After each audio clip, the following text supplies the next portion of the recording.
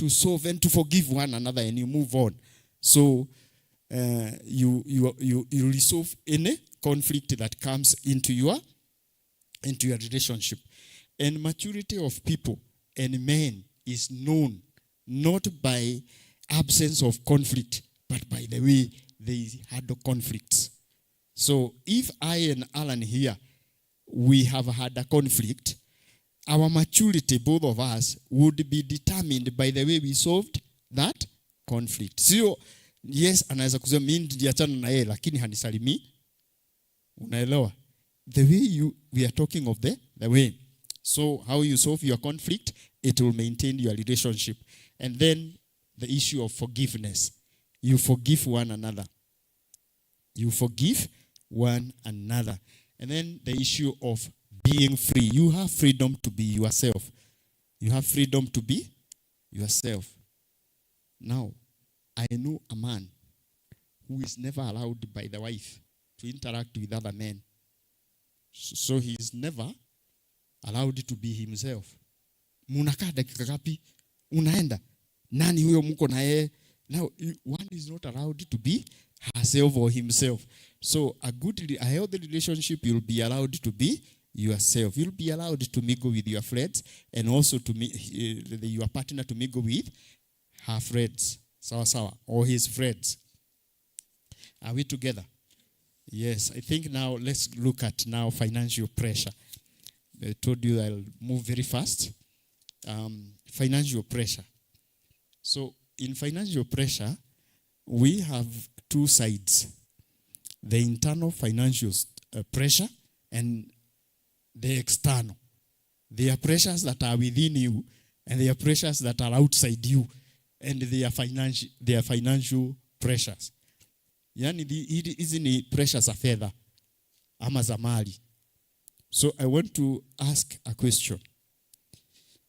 Who has all the wealth that he needs in this earth and is among us? Kindly lift up your hand. You have all the money that you need. You are among us.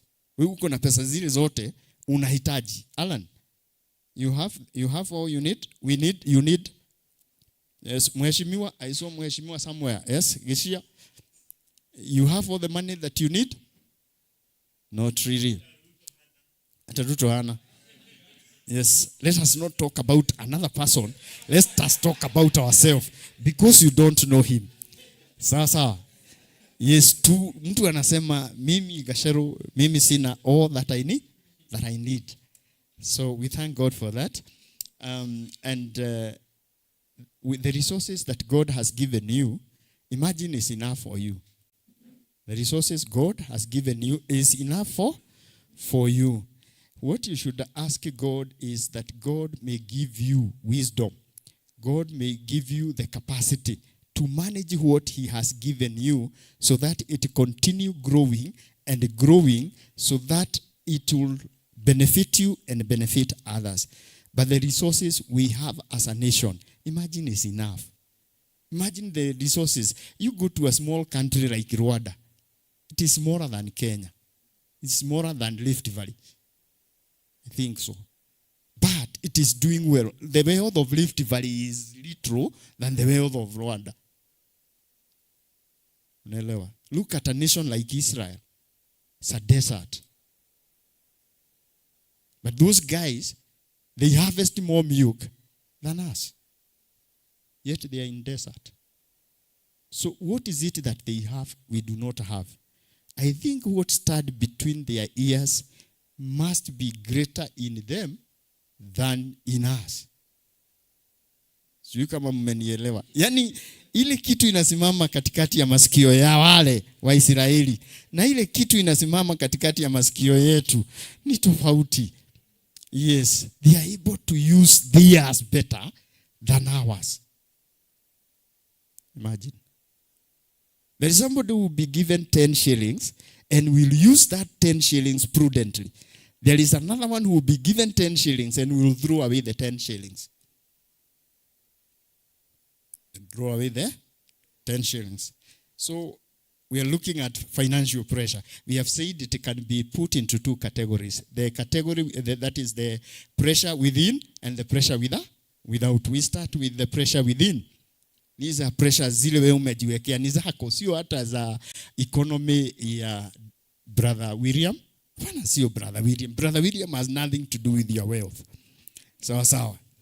For example, your ambitions. You are so ambitious that you cannot sleep.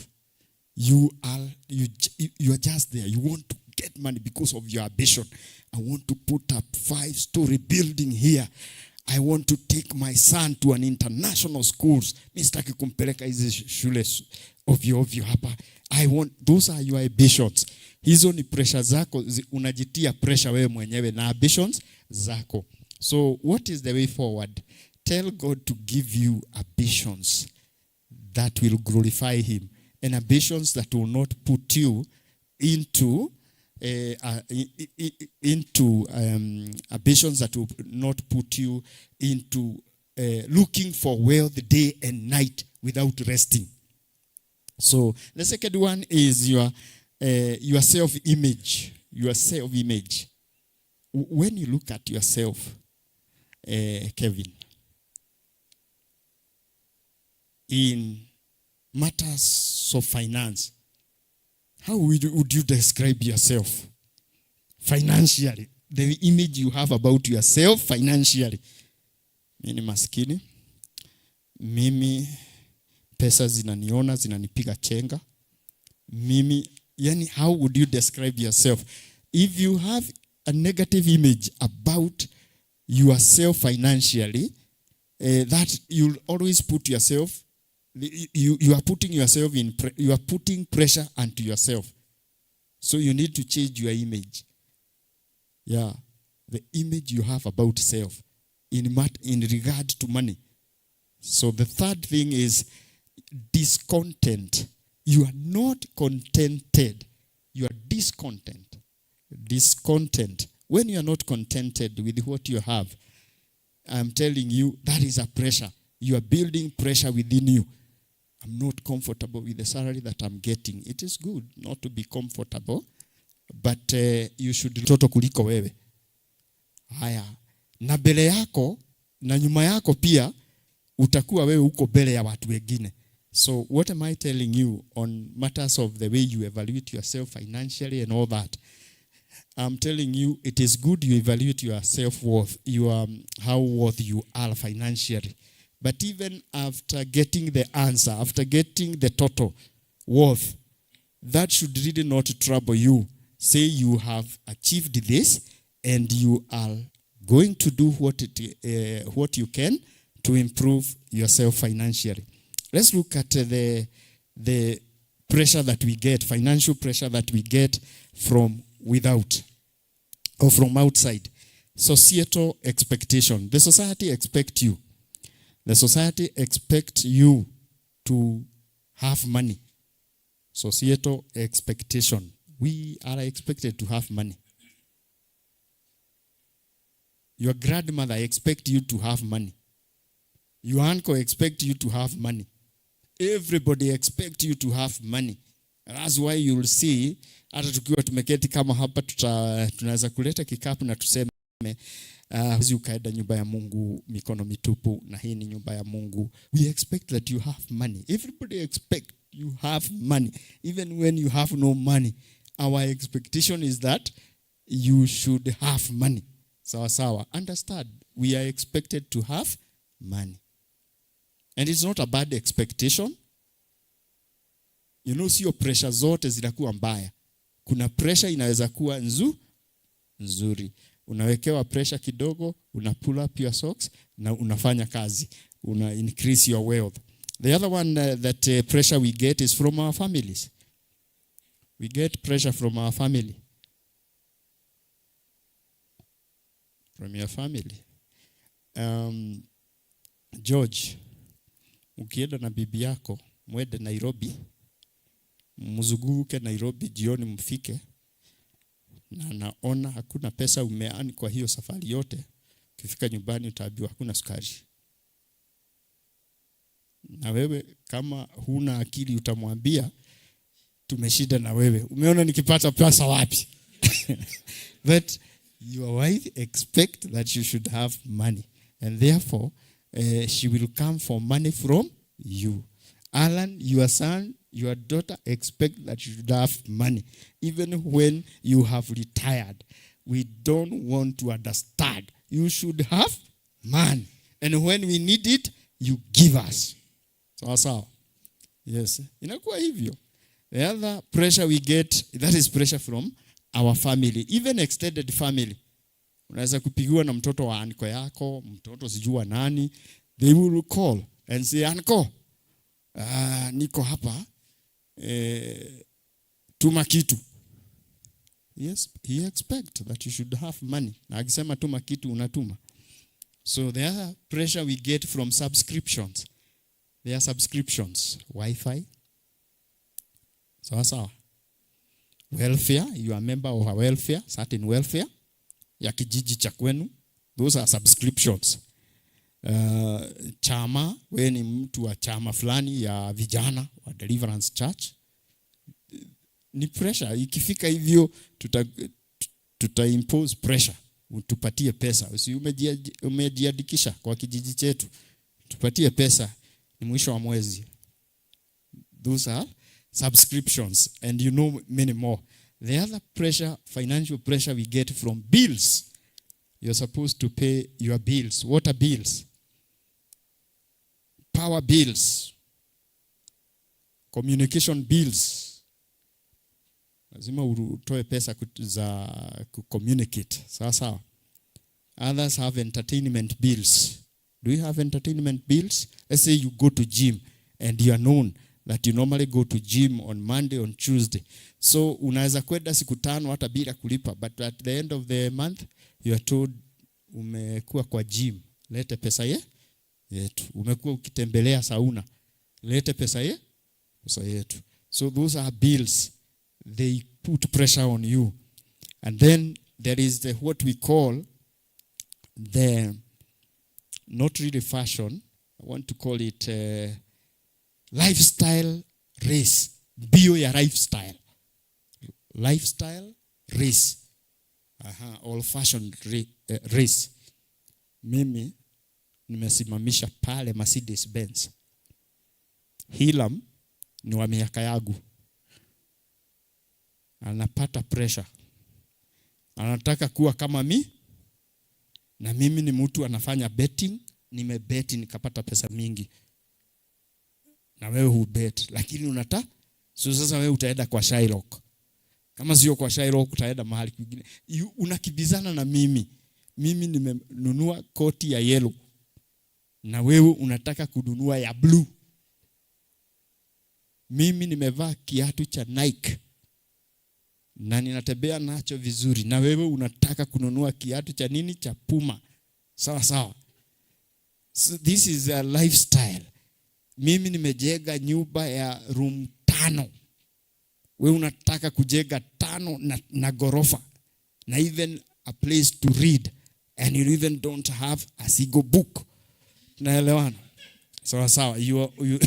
You also have not developed study habit. But because ulikuja ukakuta kwangu kuna study room na wewe unataka kujenga study room. Sasa hii ni bio ya lifestyle. The lifestyle. Kila mtu wako na simu inafinywa hivi, inakuwa ni hatari. Kila mtu sasa high schoolers wakitoka, vijana wale wametoka, they are not allowing their parents to rest. Mimi nataka simu, anaambiwa tunaweza kununua ya 8,000. Hapana, wewe nunua hii.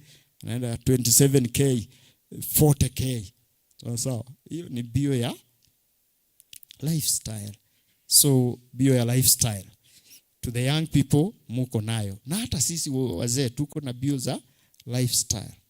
Bio za lifestyle. Tuchunge hizo, zitatutia pressure za pesa. Yeah. So when you have the pressure ya pesa within and without, now the following things are likely to happen. Number 1, your health issues will be compromised. You become stressed.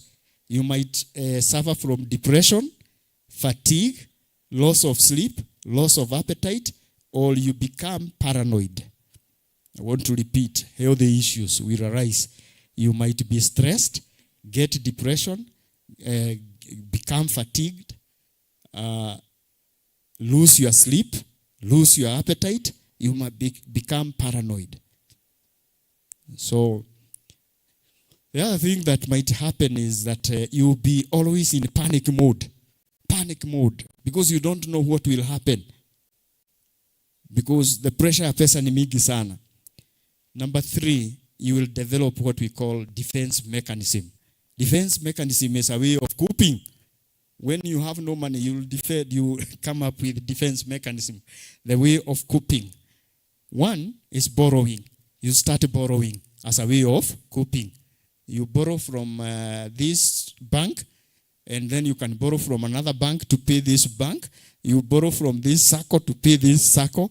You can borrow from Wajiro to pay Nyagodhie. You can borrow from A to pay B. So you become a borrower. The other one is that it might also make you hide. When we are meeting, like now, if we are meeting and we are men, and you do not have money, and maybe at the end of the day we'll say, tumekunywa chai, si tunaweza kuchanga 100 tukunywe chai. So what will happen? You'll hide, utajificha. Sababu kuna mapresha yako ya pesa. You might hide. You might also start lying.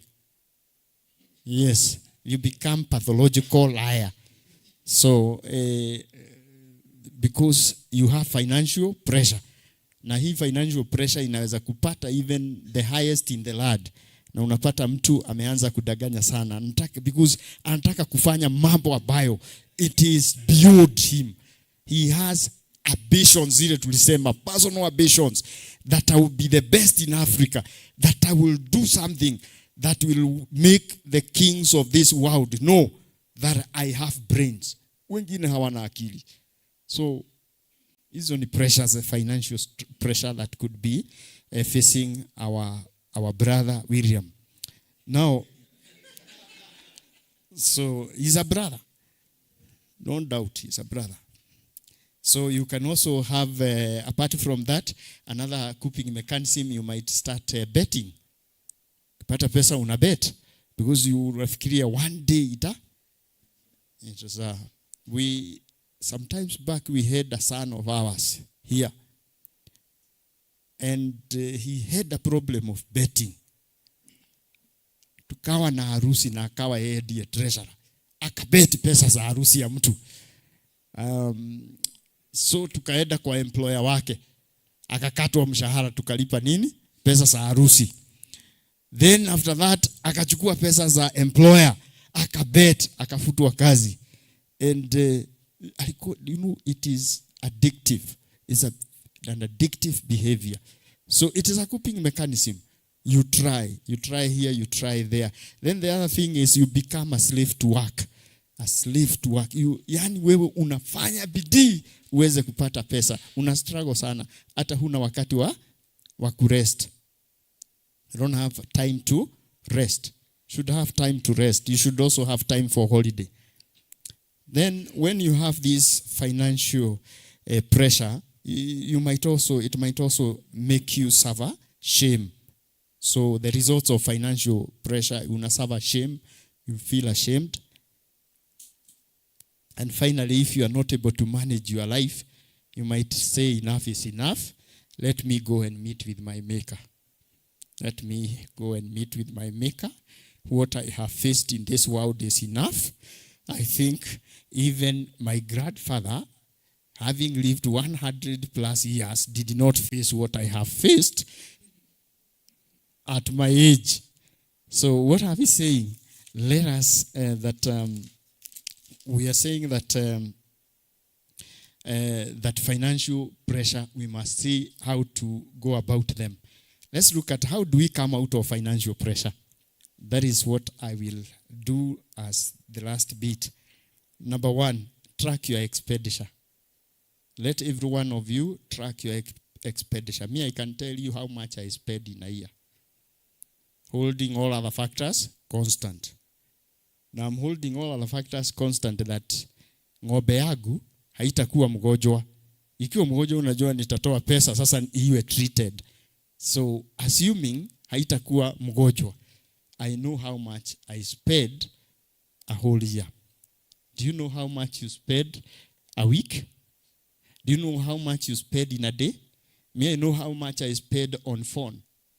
Nasipitishi. Nimetrack my expenditure. Nimezikushon. Na nimeziabia. Kama Mungu aliabia bahari. Wewe, nyinyi mawibi ya bahari, msipite wapi? Hapa. Na wewe unaweza kuabia expenditure zako. Wewe expenditure zangu. Usipite wapi? Hapa. Sawa. But that will require discipline. And discipline, nobody is born with the discipline. You discipline yourself. You beat your body. You train not to call people.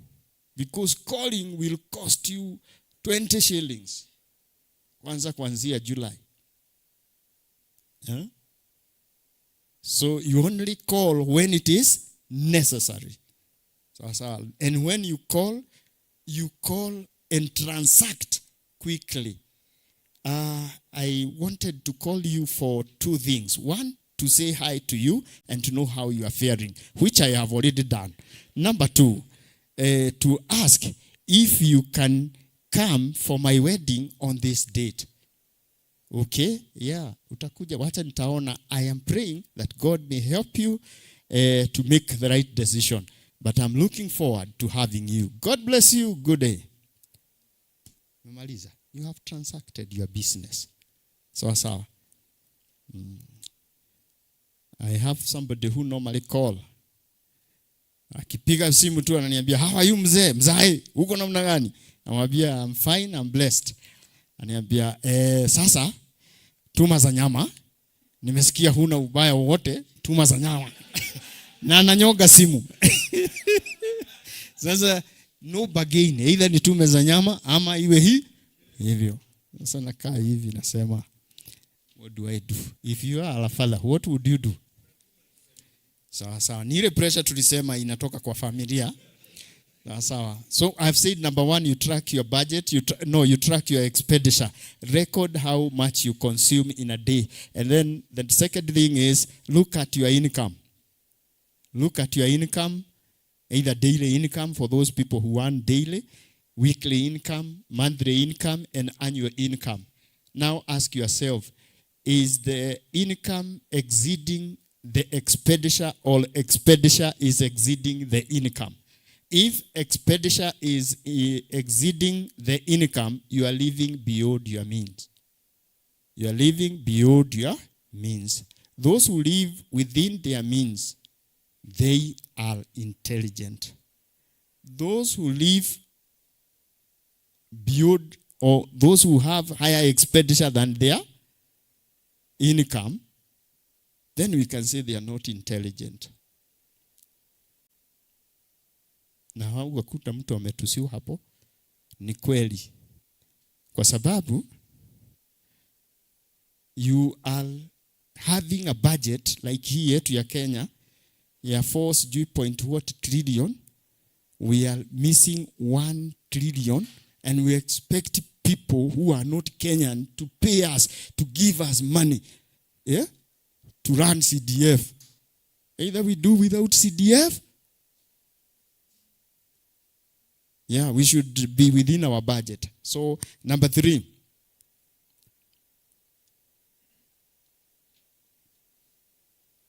Start adjusting gradually. You start adjusting gradually. To say you are adjusting gradually, we are saying you are saving money gradually. You are reducing your expenditure gradually, not all of a sudden. For example, if it is I, the father, and I'm having a family, I will tell my children that now, with the prevailing situation, we are going to cut our expenditure. So the money that I said to him on weekly basis, I might withdraw 100 shillings or 50 shillings. It is gradually. The next week, I might withdraw 20 shillings. So he is able to adjust with 50 shillings expenditure yake. Anaweza kuadjust na 20 shillings nikipunguza hivyo. Buy and buy. I'll have fingered here and there and finally I'll be able to meet my expenditure. So you adjust gradually. Avoid impulse buying. Bei ya kutupa, bei ya jioni, bei imeteremka. Mutura tamu. And you had not budgeted for mutura. You just stop and unakula, unasikia kweli ni tamu. You ask kata nyingine. Kata nyingine. Unaona maembe ambayo ni nyekundu vizuri. Na huko umepagia maembe. Unanunua moja na unanunua nyingine na unanunua nyingine. So finally you'll have used 200 shillings and you had not planned for those 200 shillings. That is a very good journey to poverty. So journey to poverty. Start like that. Impulse buying. Then you should also attend or go for financial literacy. Financial literacy. Go to YouTube, utafundishwa financial literacy. Get books. There are so many books on financial literacy. Learn and understand pesa zina behave namna gani. Unajua pesa ziko na behavior. Sawa. Pesa zinapenda sana zikiwa invested. Pesa zinapenda sana mahali ambapo zinashughulikiwa vizuri. So you must save before you spend and you must spend after earning. Avoid credit cards. You avoid credit card. And ama inaitwa nini? Even hii mikopo ya simu. Ziko mingi sana. Avoid hustle fund. Otherwise you'll still hustle. Because the name has a spirit. It's hustler fund. You go for it, then it will actually deposit in your life the seed of hustling. So avoid those credit cards. Now, young men that are here, and even us, the worst you can do today is to have one career. Watu wataniuliza, mimi ni mwalimu, nitakuwa na career nyingine. Yes, ninaweza kujifunza carpentry and joinery. And during weekend, I am doing sofa set. Lakini now the ego will not allow. Naelewana? The ego will not allow. When you're doing this machine, you should also know how to fix electricity. You should have basics on electricity. So kama ninataka kuwa kwangu nifanyiwe maneno ya electricity, utakuja na utanifanyia. And yet you are managing the sound, you are managing all these things. Having one career in Kenya today, unless you are earning a lot of money, you might not it may not be all that easy for you. You can have more than one career. You can be a farmer and you are a teacher. You can be a tailor and or a baker and you are still a nurse. So young men, if you only have one career, it's too unfortunate for you. So have more than one career. And if it is not career, have more than one stream of income. Mushibi tunasikizana. Have another stream of income. Yes. And we want to start business. And not that we can't start business. The problem we are having is faithful people. Tutafungulia biashara tuache hapo wa run the business. Faithful people ndio tumekosa Kenya. Tukipata faithful people will do wonders. Utafunguliwa biashara, unaachiwa uirun. Wewe unakuwa faithful, unakula mshahara wako, una learn skill there, that's a school, and then ukichoka uende ukaanzishe yako. But you be faithful. Then the other thing is I've said you avoid impulse buying and all that. And then commit your expenditure, commit your budget to God. Because sometimes we don't involve God when it comes to matters of finance, when it comes to matters of how we use our money. And therefore, even when it comes to the way we spend, we end up having an open door of unnecessary expenditure. Now, with those many remarks, I want to stop, but I want us to read a verse in the book of Isaiah 58, verse number 11. Isaiah 58 verse number 11. If you are there, this is what the Bible says. The Lord will guide you continually. Bwana sifiwe. The Lord will guide you. And we are saying, may God guide men on financial matters continually. May God guide men on financial matters continually. The other part to say, he will strengthen, he will sustain your soul in drought. So there is economic drought, there is financial drought, but God will sustain your soul in when there is financial drought. Even when others wamesota, Teddy, wewe hutakuwa umesota, wewe utakuwa na pesa, because we have a God who will sustain ourselves financially during the drought. And then the other say, he will strengthen your bones. And then finally, the last bit, it says, you will be like a well-watered garden, like a spring of river, like a spring of waters whose water do not fail. So mutakuwa watu ambao resources zina keep flowing. Let resources flow, and let none of us be poor, because poverty does not glorify God. And wealth that is earned genuinely, it brings praises and glory to God. I pray that you will be able to track your expenditure well, and that you will not be these people that see and they buy. You will not be led by emotions. You will tame your emotions, self-regulations, and you will stand as a good man. You will not be a weak man. You will be a man of great standing. May God bless you.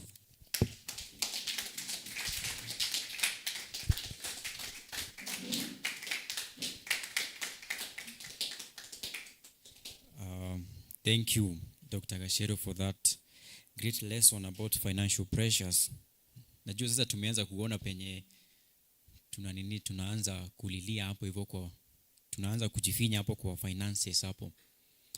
And this time nita welcome our third speaker, Mr. Wachira. Welcome, Mr. Wachira.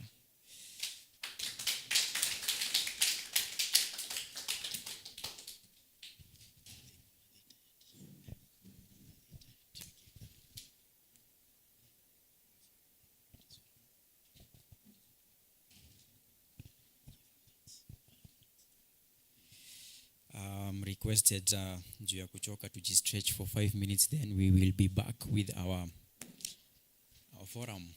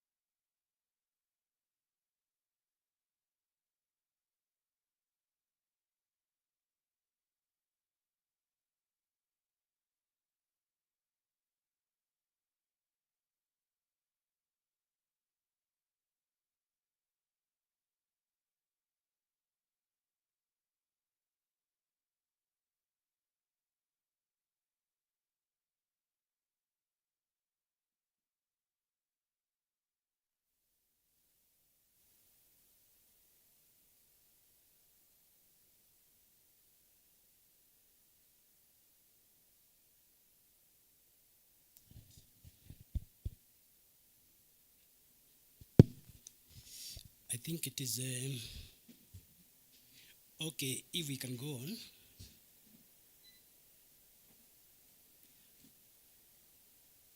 You know, I had not checked on who is behind, so I don't know the number that was in or the number that we are expecting. But I think we are good enough to go on. So good afternoon. God is good and all the time. Thank you. You have been told my name. My name is James Washira. Today I've come as a guest, as a participant. So far, the two speakers who have spoken before me have led us very, very well. The first speaker read us through what we expect. He exposed us to what we expect throughout our discussion. The second speaker, Daktari, has also led us into knowing what is affecting a man. And when you are affected as a man, I'm very sure you respond. Sometimes you respond positively, sometimes you respond negatively. A forum like this one is very important, and especially when we as men says that we come together and discuss our issues, the issues that affect us. I liked it when Dr. said that we are talking about we people who are here. We are not calling out anybody else outside there. But at the same time, it's also important that we become disciples. That what we learn today can also make another man to start outside there. So you can become a disciple. Go and make another man survive for another day, for another month, for another year, for many decades. Sometimes we men, we behave in a very peculiar way. Very peculiar. Sometimes we understand why we are behaving like that, other times we don't. By the way, check on the person who is sitting next to you. Unajua jina lake? Do you know the person who is sitting next to you? Muulize anaitwa nani?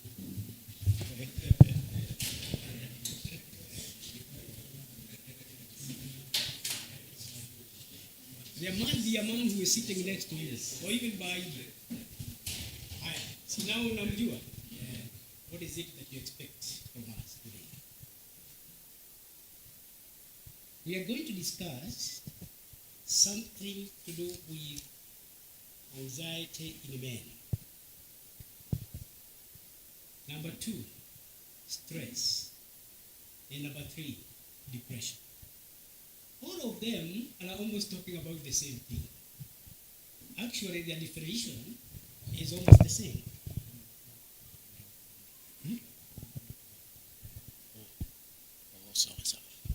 Okay. I'm being reminded to use the mic so that at least everybody who is participating can follow what we are saying. Even those people who are listening to us from outside this room, we are together and you are part of us and you are welcome. So what Dr. was taking us through, there are so many things that came over my mind. So that we can recap on anxiety, the stress or depression. it is important for us to know that at the end of it all, we want to make some decisions. There are so many things that we do as men that we are not aware of. We have been asked to be aware of ourselves. Self-awareness. Are you aware of yourself? Are you aware of why you are existing? Are you aware of your identity? Are you aware of your shortcomings? Are you aware of your strength? When you are aware of all that, then you are good to go and you can live. Every day that you wake up, the first thing that you should do is to give thanks to God, that God has given you another day. Then the second question that you should ask your God, what do you expect of me? So that whatever I do it following your way. Number 3, at the end of the day, when you have gone back to rest, give thanks to God. And in addition, tell him to give you a good rest, a good night. I know that these days it is a bit tricky because I understand the football is going up to what time? Up to 3. Is it 3? There are some men who are participating in that and they are going up to 3. And they are not doing it when they are in bed, because when you are in bed, so you are going to sleep. Eh? Then the following day, you expected to go for work. How do you manage that? When you are in a group. So they all still require time to go back home, isn't it? Eh? And when you go back, I hope you don't oversleep, because it will not be an excuse to your employer, your boss, that I was in the field watching football. Eh? You'll be expected to work. Those are some of the things that are causing anxiety, stress, and even that depression. You're going to see the difference. It is important to know how to make proper decisions. In fact, I like the story of the prodigal son. The prodigal son. I don't know how old this man was, but we are told he was the last born. Before he took courage to go to the father and ask him for his dues, I'm sure that man was stressed. What is it that had caused that stress? Is it his friend or the boredom to be at home? We don't know, isn't it? But one day, he took courage and went to the father and asked for his dues. Then the moment he was given his dues, he turned it to something that was could be carried. Eh? So the financial discipline comes in. So he went and he spent all of it. So those are 2 decisions that he made. The first one was to go to the father. The second one was to go away and spend the money. Then after everything was finished, what happened? He started suffering, isn't it? He started suffering. Did he make another decision? Yes. Which decision? Eh? No, he did not decide to go back. He decided to go and look for work, isn't it? He decided to go and look for work.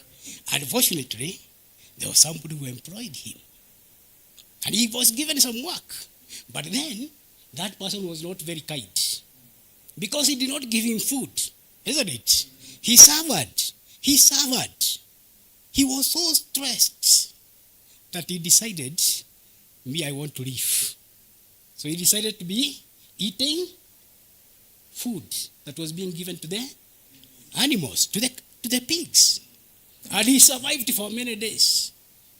Was he happy, by the way? He was stressed. So one day, he decided to look at the way the pigs were very happy, how the others were very happy. Then he made another decision. What was the decision? I will go home. He did not decide to kill himself. Did he commit suicide? He did not. He did not. He decided to go home to the father. And he said, even if the father does not want to call me his son, I will go back. And he repented. Isn't it? He recognized his problems and repented. By the way, we are told that the father, all that time that the son was out, was depressed, was not happy. Because every day he could wake up, he was looking at the gate, expecting the son to come back. But then one day, he saw the boy coming. And he had to learn. He did not say to anybody. He learned and several other decisions. The boy was anxious at the beginning. He was stressed. He was depressed. And then, finally, to come out of that, he had to make decisions. We as men today, we are also expected to make decisions. And it is the decision that you make that will make you live. And you will live positively. As we were told, the society is looking at us to contribute positively. And we can only contribute if we make positive decisions. If we are also aware of ourselves. We are told of a story whereby in Matatu, two people were moving together. One person, I don't want to say whether he was a man or a lady. One person was making the other person very, very uncomfortable. The other person was not clean. One was very, very clean. The person who was making that person to be very uncomfortable was very smart, very comfortable, in a suit, in a tie, and all that. He never wanted to be touched by the person who was sitting to him and next to him. So as they were moving on the journey, this person kept on, anapiga ule mwingine, don't touch me, isn't it? Don't touch me. Toka kwa, kwangu. So anatoa hata the share, anazoga kidogo. So he could even abuse that passenger. But this passenger who was being abused just kept cool to himself. If it were you would have expected to move out of that place, isn't it? You go away. But that person persisted. Akakaa hapo, akakaa hapa. The other passengers were seeing it. So, this man also discovered that he has made this person uncomfortable. As this person was about to alight, one of the passengers asked the person, Sasa, why are you not moving away from that person? Is he not abusing you? Is he not abusing you? Why don't you take also some, why don't you take some response? Why don't you take some action? Mwambia pana, we tulia tu. So, the answer that this passenger gave was, I'm moving out in the next destination. I'm moving out in the next destination. So what does that imply? Even if the problem is so much,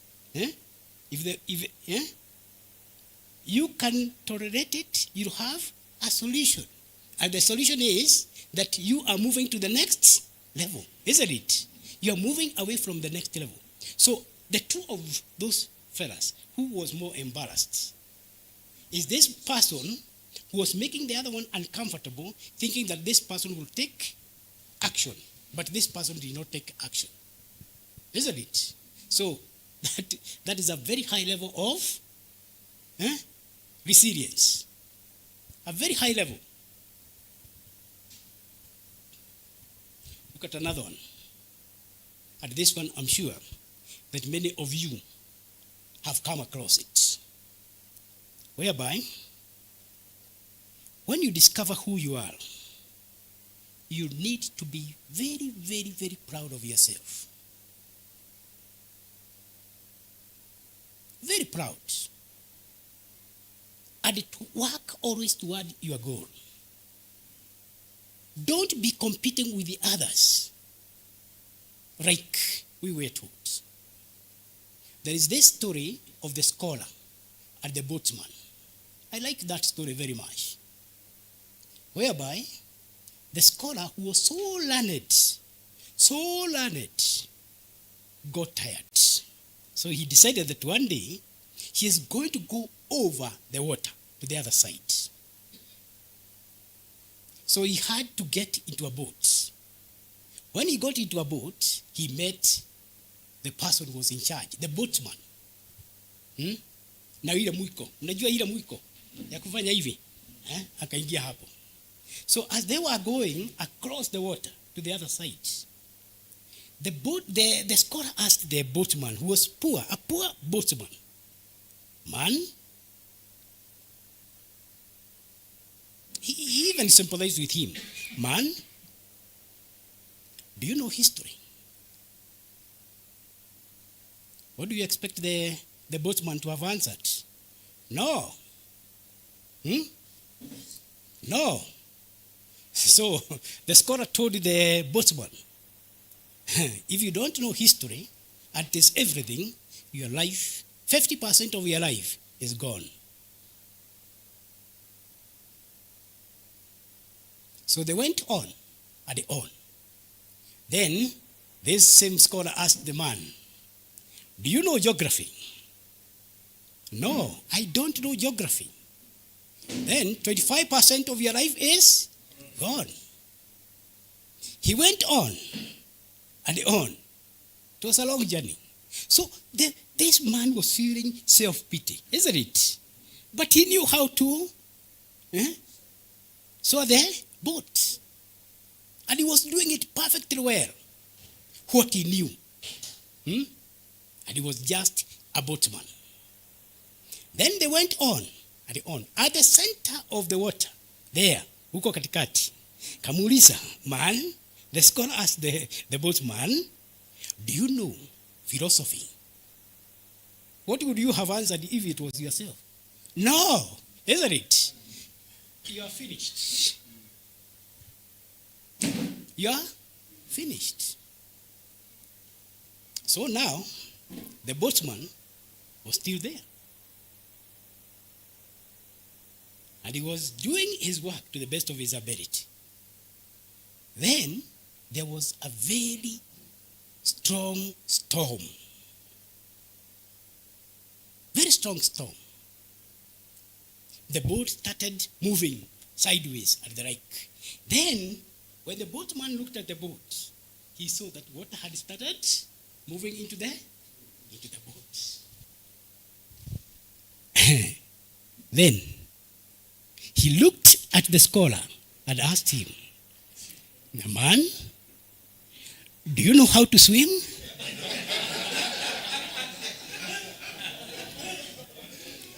And you know the scholar now was a bit afraid. He had become anxious, isn't it? He had become very anxious. He did not know what will happen. He said, no, I don't know how to swim. Then akamwambia, the whole of your life is finished. The whole of your life is gone. Now the boatman just jumped out of the boat and he started swimming. What happened to the scholar? He did not know how to swim, so he drowned. whatever small you are doing, do it to the best of your ability. That is what God has given you. And strive even to know more. And don't underrate that. Sorry. Now, with that in mind, you can see the situation whereby we are having anxiety developing. You can see depression coming up and even stress. I want to believe that it is important for us to be aware of the differences between the three. That is anxiety, that is stress, and even depression.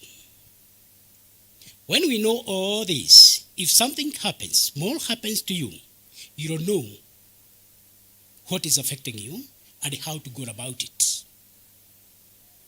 Somewhere on the way, I'm sure you'll be told where to seek help when you discover that you are depressed, when you are stressed, or even when you are anxious. How to build resilience. Like a stick, when it bends on a tree, and then it comes back when there is very strong wind. All this is about mental health.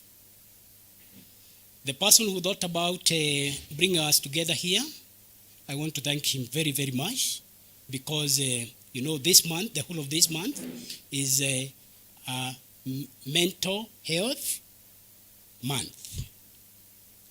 And now somebody has decided to be very, very specific. Let's go to the men. If you look at the levels of how all those three develop, you start by being anxious. Then you are stressed. Then you get into the stage of depression.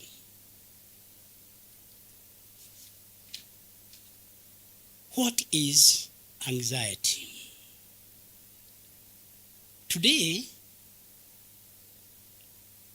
in the morning, it was very, very cloudy. I'm sure when you moved out of the house and you saw that it was very cloudy, some of you were very happy. Others were affected by the same. And then it became sunny. Some of you also became very happy. Others were anxious. There must be something that is stimulating, that is making a reaction on your body. So anxiety is your body and the mind, natural or automatic response. How you respond to the environment. That is anxiety. Your body. How is it behaving? Which orientation is it taking? When there is a lot of demand, when there is a challenge or change in you, how does your body react to that? So anxiety is your body and the mind, natural response to any demand, challenge, or change. When you are very thirsty, you become anxious. How do you solve that problem of being thirsty? You look for water, isn't it? Assuming that there is water, you take that water. Supposing there is no water, you continue being thirsty. When it is very cold, it creates anxiety on your body. You go and look for warm clothes. You wear them. When there is a change in the routine, like now we are talking about football, going all the way to 2 or 3. There's going to be change in the routine. At what time do you eat? At what time do you give the enzymes time to digest that food? Or do you decide to forego that food? So when there is that change in that routine, it causes anxiety. So anxiety will trigger a psychological fight. All flight response. And in the course of all this, it releases some hormones in your body. Some hormones are triggered to go into your body. They are released by the glands, and you react. Sometimes you react in a very funny way. Other times you react in a way that you not even understand. Anxiety, short-term anxiety, can boost your focus and even motivation.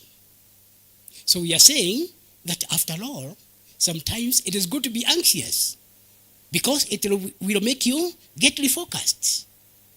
It will make you get motivated so much.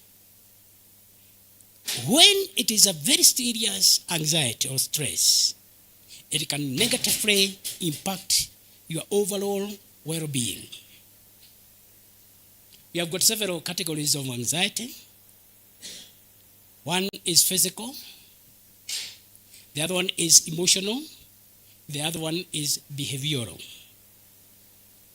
The physical tension, sometimes you find that even there is muscle tension. You are shivering. Uko na wasiwasi kwa sababu uko na that anxiety.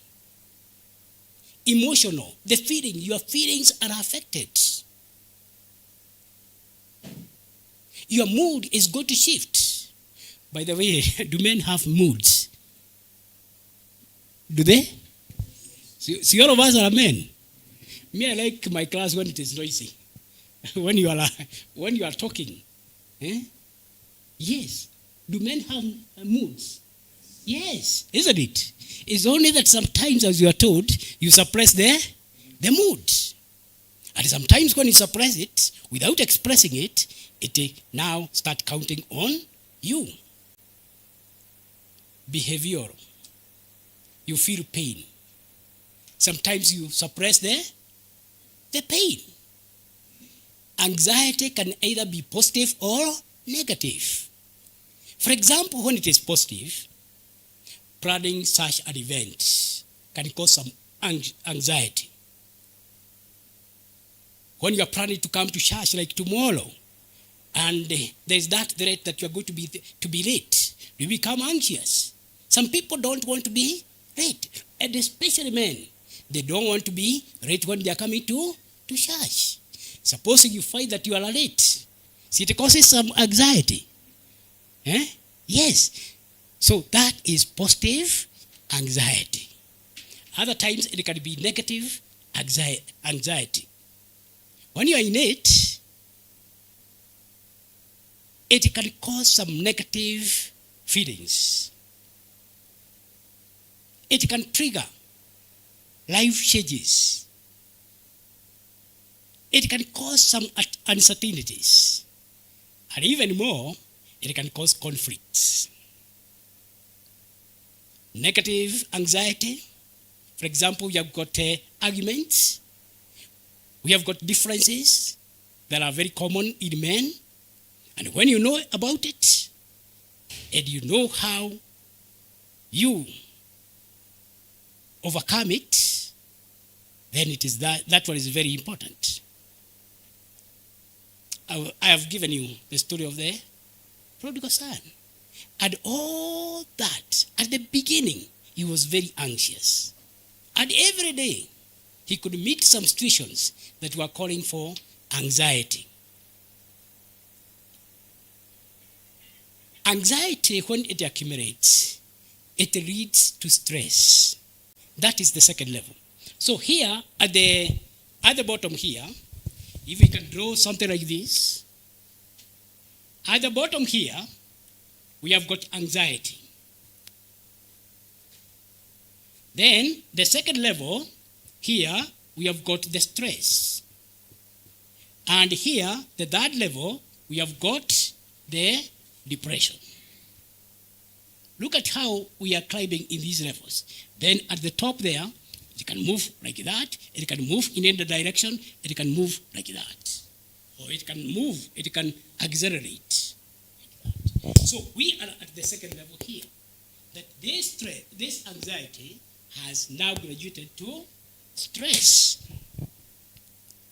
It is the same definition. like we defined anxiety. The body and mind, natural, physical, or psychological reaction to any demand, challenge, or change. A demand for money. Demand. Somebody is demanding money from you, and you don't have the money. And he is demanding that for that money today, tomorrow, and even the next day. So it is going to cause stress on you. Supposing it is your parent who is asking for the money. So the body is willing to give the money, but the money is not there. So what do? Do you go borrowing? You borrow from this person A, person B, and person C, so that you can fulfill that demand. Debts themselves, they can cause stress. These days, there are two things that are affecting men of our age, young and old. How is Fuliza taking you? Or Fuliza is for ladies? Fuliza. Fuliza is making men poor. And even betting. You bet today, tomorrow, and even the next day, you now become addicted. You become an addict. The other day, I had a struggle that somebody was telling me to send some money, as daktari amesema. But then he was warning me, don't send to this phone. Kwa sababu gani? Iko na Fuliza. Nikamuuliza iko na Fuliza ya pesa gapi? 2,500. And the person wanted less than 1,000 shillings. So what do? Do you send the money through that phone number? No, because it's a mezwa, isn't it? So what that person did was to tell me to send to another person so that atamtumia. Look at that struggle. Men, are we being affected by that? How now do we handle this Fuliza thing, this hustler thing, this betting? Let us make ourselves to be free. Stress, sometimes, and especially when it is positive, it prepares you to adjust, focus, or react to a situation. The good thing about this is, the moment you discover that you are stressed, isn't it? If you don't discover, it will be a problem, because you'll still continue wallowing in the same problem. But the moment you discover, you start looking for the solutions. Stress is a feeling of emotional or physical tension resulting from difficult or overwhelming situations. Wazee wengine wanasema, wacha ikae. And you forget. But has that problem gone? At the end of it all, hata ukizuguka, you'll be expected to solve that problem. Kama ni Fuliza, si utalipa. Kama ni that fad, hustling fad, si utalipa. Although these days, watu wanafikiria, ati ukifungua line ingine, nobody will come after you. No, at the end of the day, you'll be expected to pay. And when you pay, you have solved that problem and you have become free. We have got two types of stress.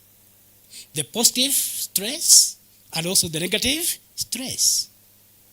The positive stress, it positive.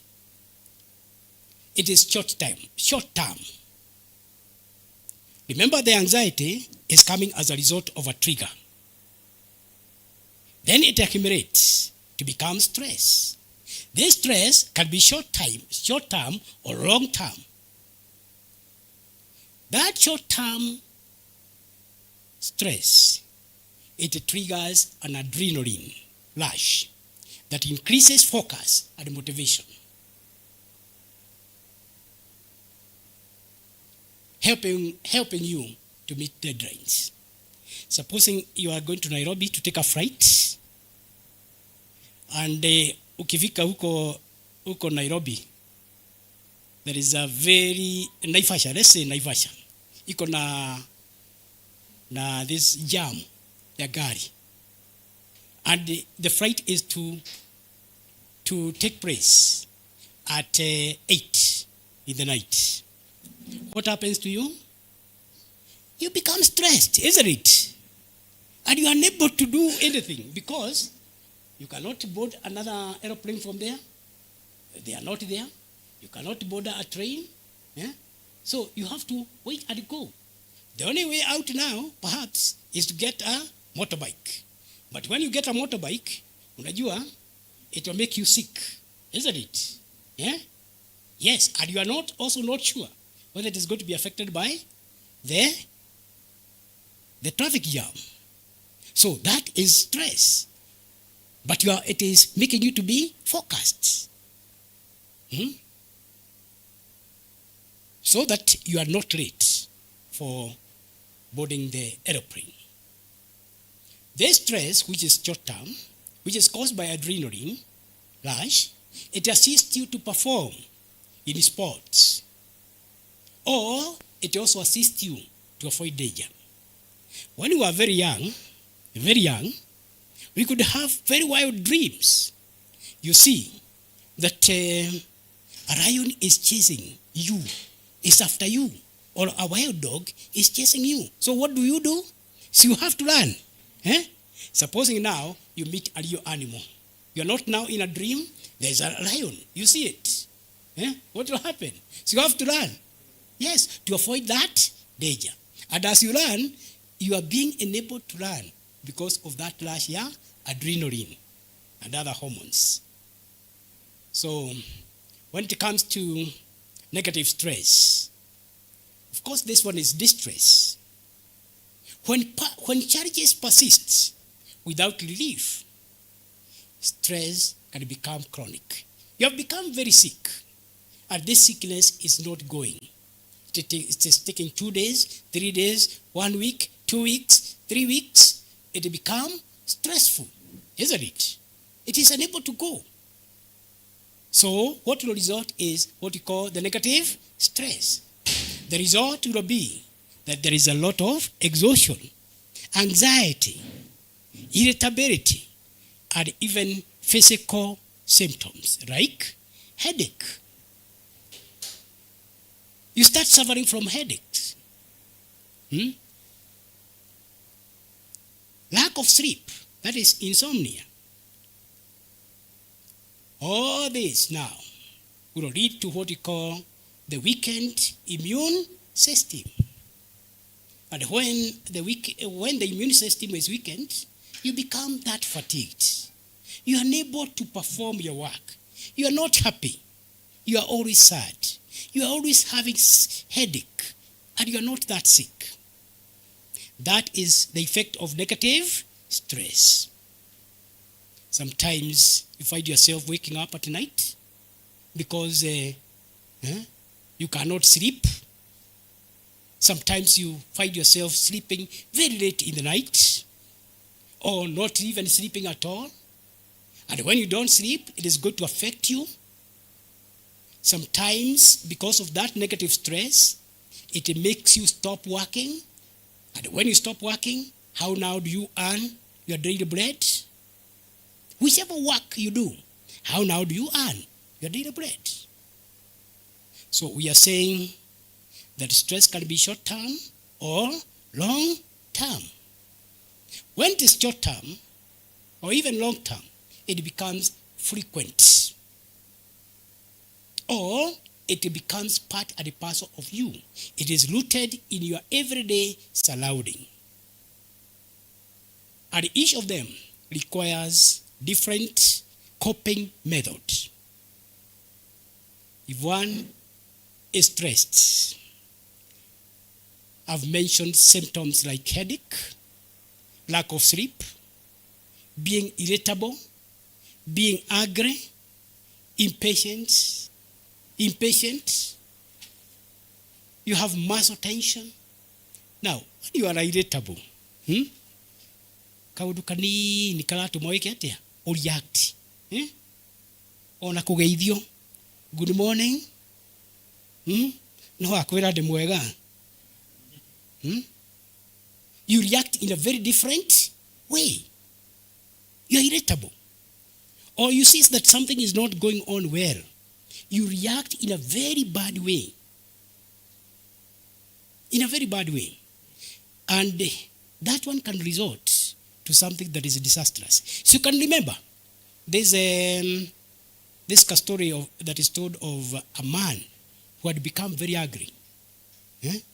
Akaenda nyumbani, akaslap bibi yake. What happened to the bibi yake? Bibi yake now acted on the dog. The dog acted on the cat. And the cat acted on the hen. Chased the hen. And the cat was able to catch the hen. And they killed the hen. Because of that irritability by the man. How many times do you laugh?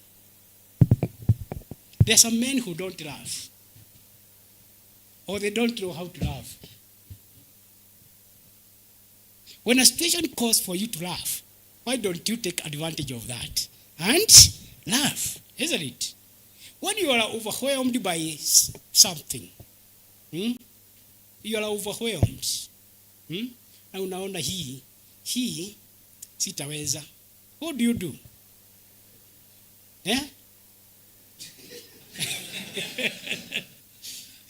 When you're overburdened, tunasema you don't carry that burden so much.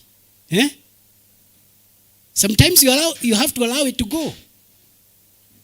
So these are signs for stress. You become anxious, you become nervous, or even afraid. You are paranoid. You can switch off your thought. People are expecting to see, but you cannot see. People are expecting you to talk, but you cannot talk. So it's as if your hearts are at the back. You have switched off. You cannot even think. You have lost interest. You cannot have enjoyment in life. And you are depressed. And when you have lost that enjoyment in life, you become shagging. You don't even care about how you are grooming yourself, how you are wearing the clothes and the like. You are worried or even tense. You become neglected. You neglect yourself. You don't care. You become now lonely. So you see yourself moving to a corner, unakaa peke yako, hata umekaa chini, you are not even talking to anybody, you are not doing anything, but you are just lonely. You are there. Other people are even worried about you, but you are not worried about yourself. There will be that frequent headache. There will be digestive issues. You are eating, digestion is not taking place, so you feel at all times that your stomach is full. There is change in appetite. There is even weight loss because you are not eating properly. Unaanza kukoda. When you are 75 kgs, you now start going to 60. And you are not sick. It's only that you are highly stressed. There will be sleep disturbance. So those are some of the stress signs, and you should always avoid them. Have enough sleep so that you can prepare yourself for the next day. And sleep can solve so many things. It will make your body to relax. Can you avoid stress? Whether, and especially the negative stress. Take care of yourself. There are some things that causes stress, and they are induced. We call them substance abuse. Substance or drugs. Can you avoid drug? Can you avoid substance abuse? Which substances are these? They make you very happy. They make you have a false feeling, like drugs, isn't it? Sometimes unafuta kasigara kana kuweka juu isn't it? Cannabis, and other drugs. Let us avoid these ones. Alcohol. It makes you have a false feeling, have the natural feeling, isn't it? Yes, because the problem with this substance is that you become addicted. And when you become addicted, it creates another problem, addiction. It causes another problem. So avoid stress at all times. Have self-relaxation. You are not lonely, but have self-relaxation, isn't it? Like today we can say, the coming here can be a form of relaxation. And you are being informed. Because I believe that you men, you are very, very busy, isn't it? You are very, very busy. Every day counts to you. It counts. There is a lot that you can do. So many of you could have got a lot of money today, but then you decided to sacrifice. Can you treat it as a form of relaxation, isn't it? Yes. Somebody was asking, how much do you require for you to say that you have got enough? You don't never have enough. But you can always create time to relax. Take breaks. Like now, before we started this, we had to take a break of 5 minutes so that there is no accumulated anxiety, so that it does not cause stress. Have break, even in your home. When you are at home, have a break in doing what you always do. Take a walk, visit even a shaba or something that pleases you, and you will reconstruct your body. Seek social support. Here we are. This one is like a social support forum. It is social support when we are together. In fact, if we had enough time and we ask if each one of you what makes you to be stressed, you can tell us. And then we will seek for ways and means of having a solution. When you are a man, yes. Welcome. Just a minute. Yeah. This time I had a conflict with my relatives, and what they did, what they were planning failed. So I disagreed with them. They gave me a lethal injection. We have journeyed with neurologists and psychiatrists, bringing up the nerves so that they can work properly. And the tablets I've been using, almost all the stroke tablets I've used, and they have started reacting. How do you correct that system? And in fact, what they did, after that injection, I lost sleep for 1 year. My hands were paralyzed for 1 year. I could not talk for 1 year.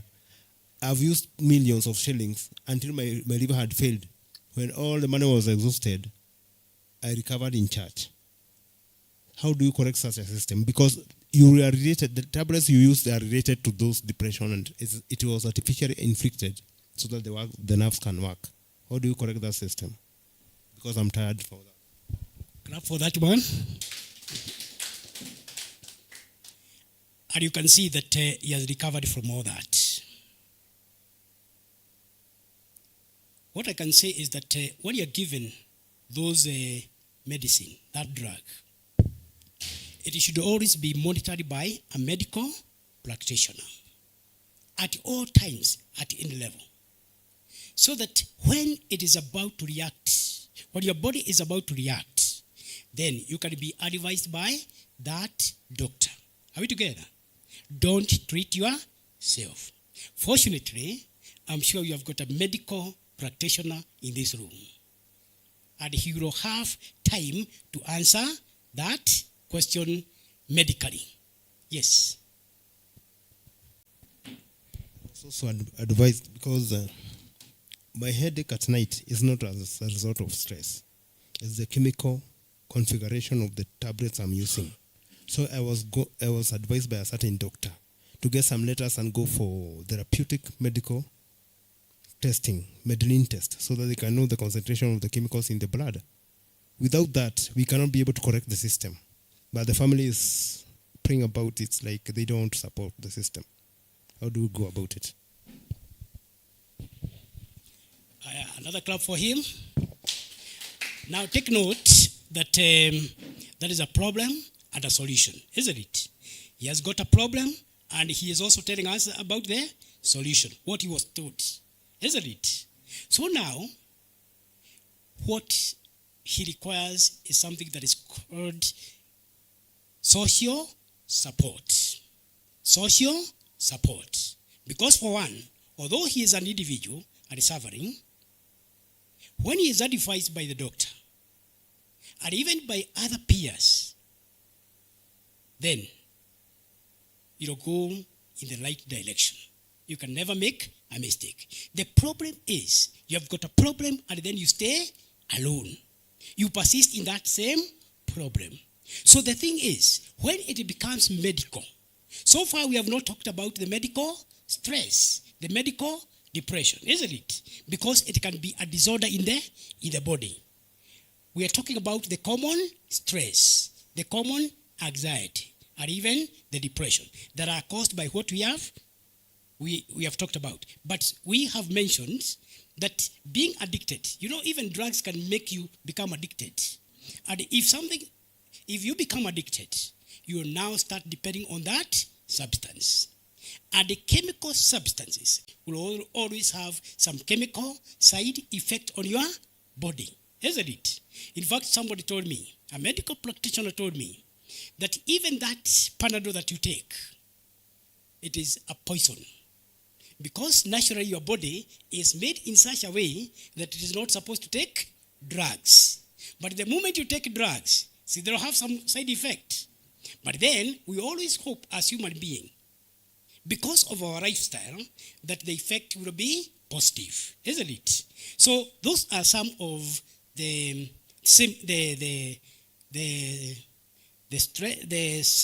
things that we should avoid, so that we can avoid stress. Always seek social support. Connect with others. That is social support. Maintain normal routine. If it is possible, follow your routine strictly. Also, give back to others. What does that mean? To give back to others. You appreciate the creation of the other person, isn't it? The same way that you appreciate yourself. Notice that God created you in a very special way. Perhaps in this world, there is nobody who looks like you.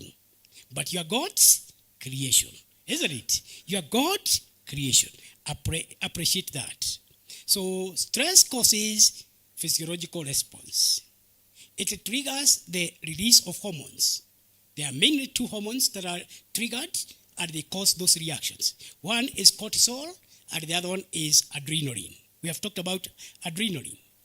This creates a mode that diverts away energy from one function. So when adrenaline is released into your body, when cortisol is released into your body, it diverts all other function to certain areas so that it is concentrated on one. Remember, it is for survival sake. So the release of the hormones will compromise the immune system and the digestive tract. This one can lead to something that is called the physical illness, fatigue, and even frequent infection. Remember that even when you're taking drugs, they can cause some infection. For example, like taking antibiotics for a very long time. Antibiotics we are advised to take for 5 days, isn't it? So if you take for 10 days, what will happen? There will be some side effect. There will be some illness that will result. So you'll be required to go back to the doctor so that you can be advised on how to go about it. When you look at the stress, there are some stages of stress. And at the bottom here, we have got the alarm stage. The body will respond to the initial stress trigger. And the first thing that it causes is anxiety. There are some people, when you go through a maize plantation, when it is flowering, that pollen, it causes some reactions, some allergic reactions, or you even become sick, that is a trigger. And when you realize that every time that you go to the shamba, when it is flowering, there is some reaction from your body, then you should know how to overcome that. There are some other people, when you go into a flower garden, there are some flowers that may affect you. Get into a chemist. There is a trigger. It triggers some reactions in you. When you go to a paint shop, it also triggers. Dust itself can trigger, isn't it? And when you expose yourself continuously on that trigger, then it causes a lot of stress. That is the lowest stage, the lowest level. The second level is adaptation. How now do you adapt to that? How do you fight that trigger? How do you take a fright so that you are safe? How do you cope with that? You are called to adjust. Then we have got the resistance stage, number 3. There is heightened alert at all times. When you get into such a situation, it is heightened. It has now accumulated in your body such that it requires just a small trigger so that it goes to full blown. Then there is the exhaustion stage. This is prolonged stress. It becomes chronic. It becomes, you exhaust the resources that are within you, in your body, and that can cause depression. We call that one the exhaustion stage. So there are those 4, the Adam stage, adaptation, resistance, and the exhaustion. Does everybody respect to be stressed? Sometimes it is yes, other times it is no. But what we can say is that it is natural to feel stressed. In such situations like the person who was, for example, organizing for this meeting, I'm sure he was the first one to be here. And one of the things that was affecting his mind is whether people are going to come. See, that one is stress. Are they going to come? But when he saw the first person to come, he was very happy. Stress, it can disappear. Supposing nobody came, he would be stressed, isn't it? And perhaps he can never recover from it. But when 2 people come, when 3 people come, then you feel happy. Stress is no longer there. Look at a job interview. Tomorrow, you are going for a job interview. And you have not even prepared yourself. So you are going to be stressed. Or you go to the interview and you find that you have forgotten your Form 4 certificate. What will happen? You'll be stressed. There are so many ways of overcoming it. Sometimes you can decide, I'll go as I am, isn't it? Other times, you decide, I'll go back for it, if there is time. So, such situations can make you become stressed. How about insecure job? Insecure job can also make you become very stressed as a man. You go in the evening and tell your wife, I'm not sure whether tomorrow I'll be on the job. You are stressed. That night you'll be very stressed. You see everybody is going. Anaambiwa usikuje kesho. You become stressed, isn't it? Yes. How about those who have ever done exams? You also become stressed, isn't it? But how do you cope up with that? There's one day that I was doing an exam. So I had prepared for that exam for about 2 weeks. But then, like any other student, I said, I have to do the final touches, isn't it? So I went to Nakuru, into a room, Mukahawa. So I told myself, because this unit is very hard, what I'm going to do, nitaamuka saa 2 ya usiku, isn't it? And tomorrow at 7 is the time that I'm doing the exam. So wakati nilienda Nakuru, You know Nakuru is a bit warm. Na nilienda kama saa 8 hivi. I decided I will eat very early. Nikaenda nikakula kama 6. Nikasema sasa what I do so that I'll have enough time, I'll sleep kidogo, isn't it? Niamke saa 2. Ni transnight. Then I walk into the exam room. You know what? Wakati nilienda kulala, unajua niliamka saa ngapi? 6 in the morning. Niliamka 6 in the morning.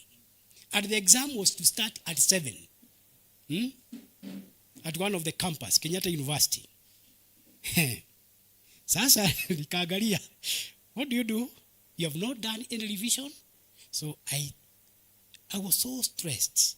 But then I decided I had prepared enough. I walked into the exam room.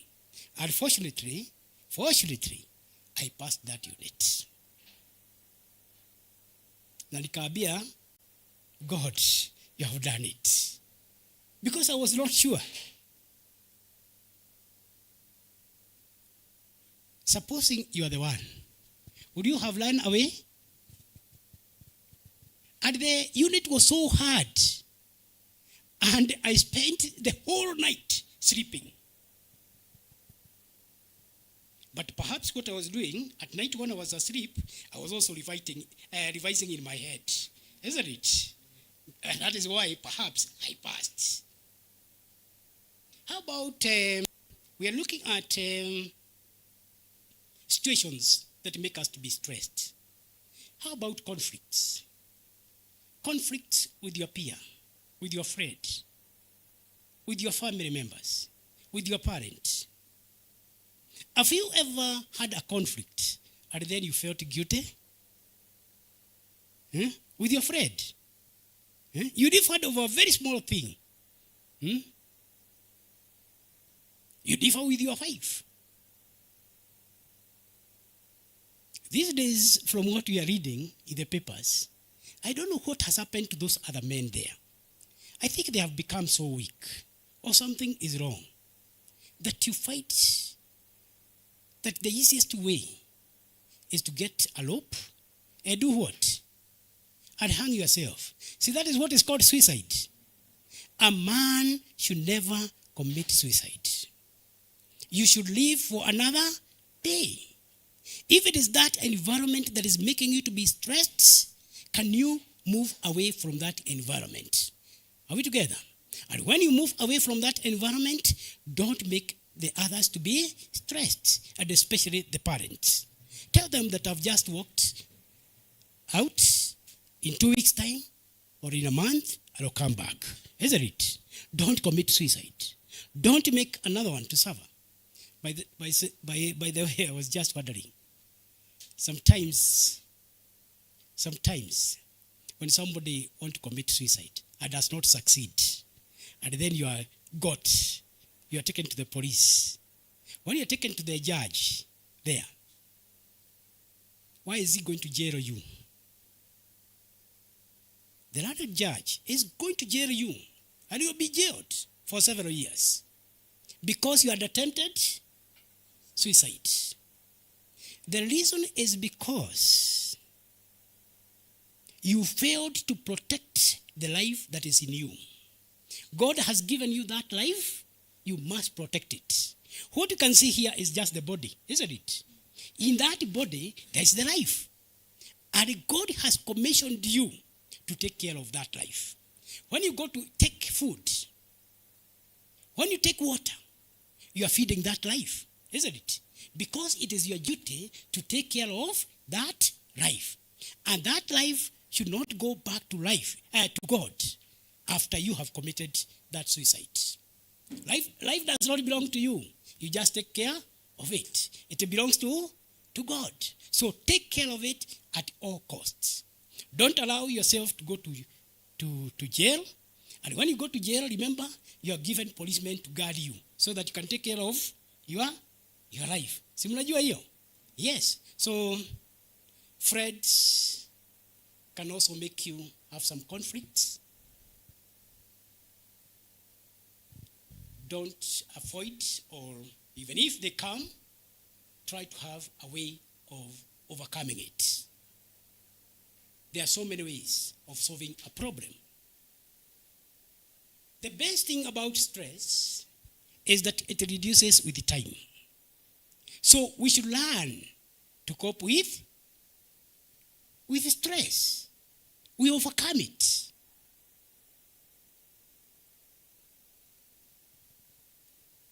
And please also don't cause the other person to be stressed as a man. If we usually say, if you cannot make things to be better, don't make them to be worse. Those who have got wives, take care of them. Don't cause that conflict. Don't cause that stress. Because you don't know how they can react. There's I don't know whether there's somebody who know a song. There's somebody who committed suicide. In the your song. Lucy. Yeah, Lucy. Lucy committed suicide. Kwa sababu mzee alimuita nini? Maraya. Anybody who knows that song? Just one stanza. Lucy we itire. Isn't it? Negwetone muthuri maraya. Lucy we itire. Isn't it? Negwetone muthuri maraya. Yeah? Yeah? So I just look at that song. What in our country, and this is our country now, we have got a major economic stress. How are we going to overcome it? In fact, when it rains, we know we have got enough food, isn't it? We are going to have enough money. Let us not give up. Tomorrow, it will be better. When we have got disease outbreaks, stress can also be widespread.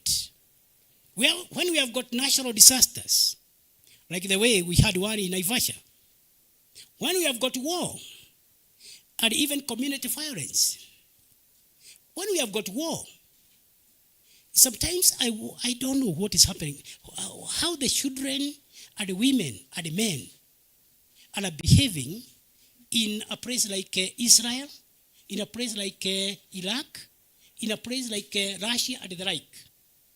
We should be feeling for them. When there is community violence, we have experienced the same in our country. And it causes stress and anxiety in ourselves. The other day, I think in February, I had gone to somewhere in Samburu, huko Dani. And we had planned for a meeting on a Saturday. So we went on Friday. And then on Friday at about 9 in the evening, we started hearing gunshots. So when we woke up in the morning, the whole town, Baragoi, it is called Baragoi, the whole town was surrounded by soldiers. We were unable to move out. I was very, very lucky because I was in a vehicle that was tinted. So I decided to stay in the vehicle. So when they came and saw it was a vehicle, they did not touch it. So they went to all those houses, beating with their whips and the like. And even when they meet somebody, on a whip and the like. Nobody was able to come out of the houses until 10 in the morning. So what do you think we did? So much stress had been caused. Some of the fellas that we were with, because they were inside a room in a hotel, they had to sleep flat. They had to sleep flat.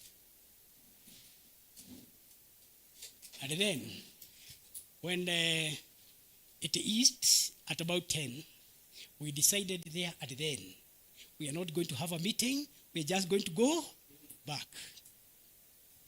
We also coped with the stress, isn't it? We took that action.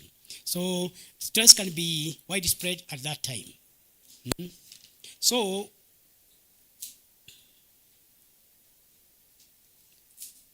Prolonged stress can lead to depression.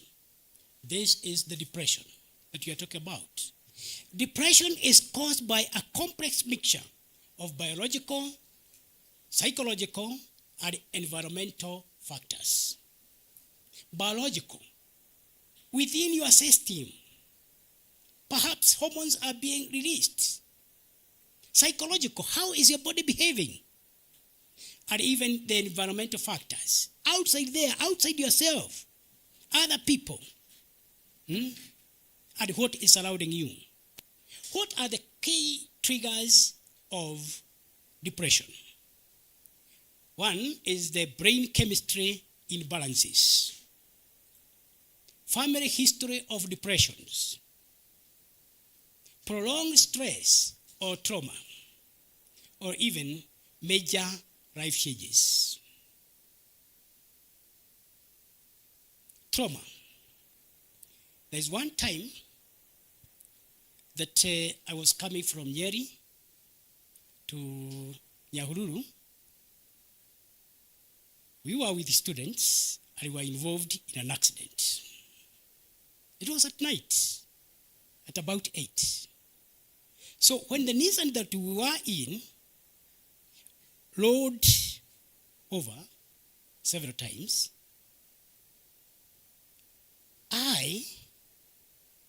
because I knew some first aid and the like, I was the one who was taking the students out. So ninasema hawa, this one has not been injured so much, unaweka hapo. Huyu, this one is injured so much, and the like. So you group them, you categorize them like that. Those who were injured so much, we give them to a vehicle to take them to the district hospital here. I remember very, very well that the vehicle was blue in color. So I stayed for some time, avoiding blue Nissans. I avoided them because I knew that it injured me and it can also injure me. So after some time, I was studying some courses in counseling. I was given an assignment by my teacher. Go to a counselor, want him or her to counsel you, and then you write a report.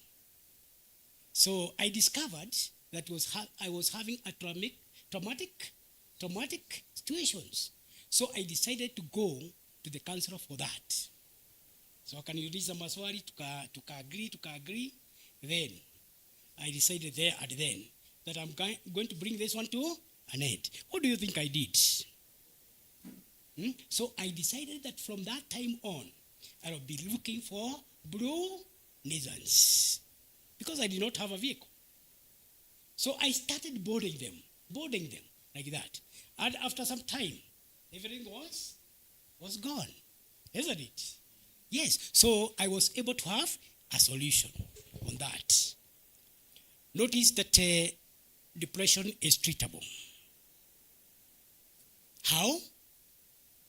Perhaps somebody will talk about that. But in brief, through psychotherapy, through medication, through antidepressant, prescribed medicine by medical practitioner. So with the right people, with the right treatment, people start feeling well. What are the types of depression that we have? I may not go into the details about them, but you have got one that is a major depressive disorder. It has got sadness or loss of interest that affect your daily life. After a loss in life in your family, or people very close to you, even your friends, you can have this major depressive disorder. And one of the questions that somebody asks himself or herself is there anything that I could have done so that that person did not lose their what? Their life. So notice that one can affect you. We have got persistent depression disorder. This one is a long-term depression. It lasts for 2 or more years. And the symptoms may be less severe, but more constant. We have got a disruptive mood disorder. It involves children, and it involves irritability and frequent temper outbursts, rage in children. We have got others that affect ladies. We have got substance or medical or medication-induced depression disorder. This one is where we have got addictive substances like drugs, and it causes some withdrawal symptoms. Without treatment, depression can become worse. It increases also chances of other diseases. It leads to worsening of other worsening of other conditions. It leads to self-harm or death.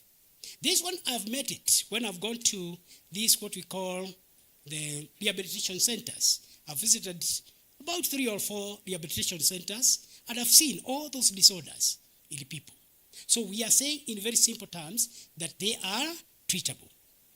But you have to go to the correct medical practitioner.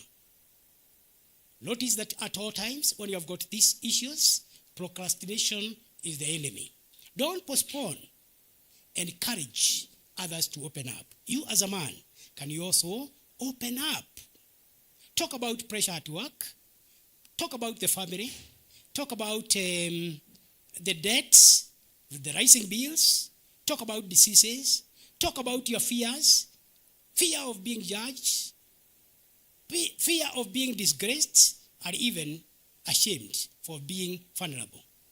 How should one walk out from a toxic environment that one has stayed for a long time? How do you unburden? So the thing is, pour into others, although nobody may pour back. Share issues with trusted people who can keep things very, very private.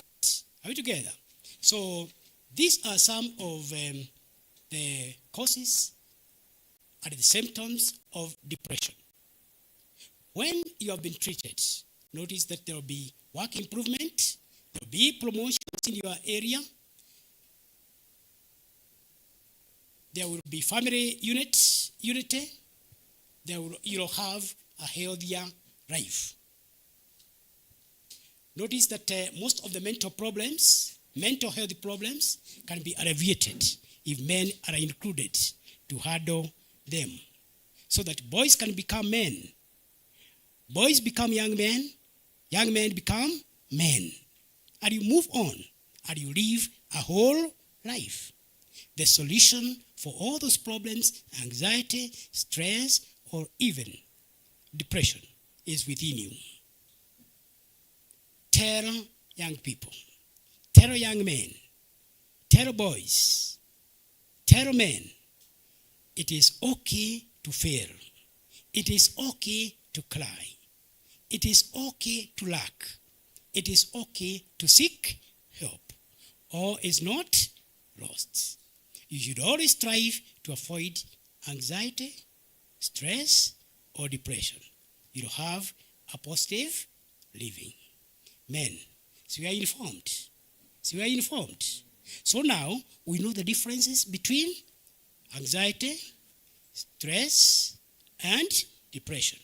Even if you don't take the whole of what I've said, just say that anxiety is triggered by something very small, isn't it? You become anxious. And it is okay to be anxious when it is positive.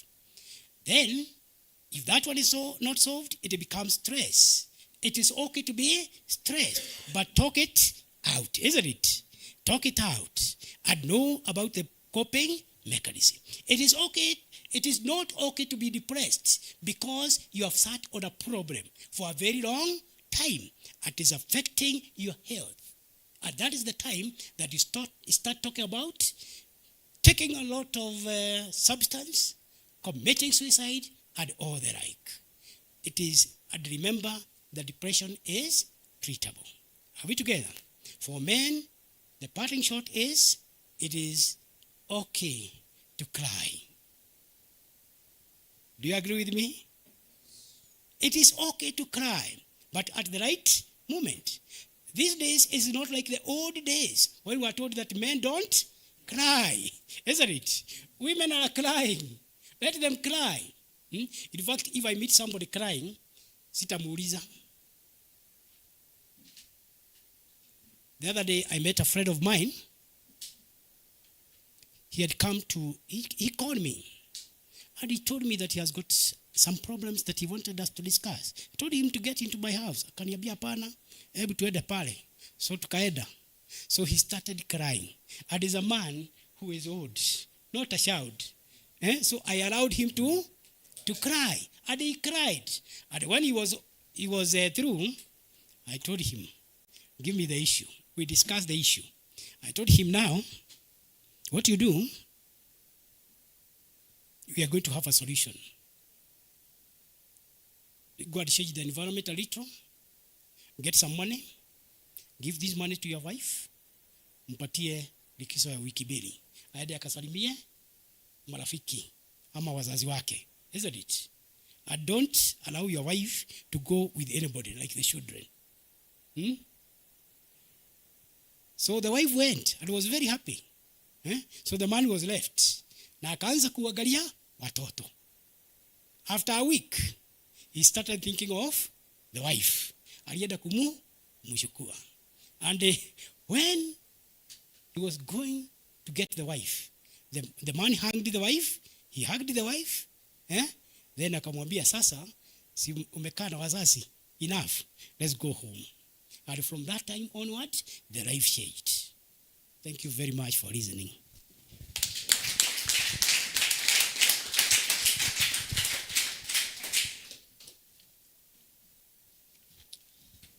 Thank you so much, Mr. Wachira, for that lesson. Very fast, right now I want to welcome Dr. Kemani, our next speaker.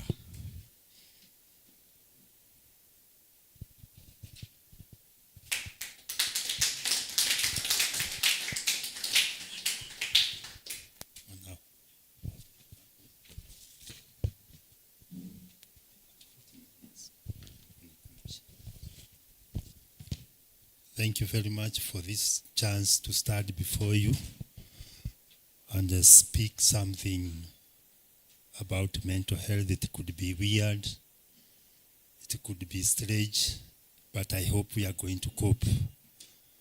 I think my lesson is 75% taught by Daktari and the counselor who was before me. They have done a very good job. I appreciate your work. Maybe you'll hear me repeating what they said, only that to show that I had prepared, but they have done it.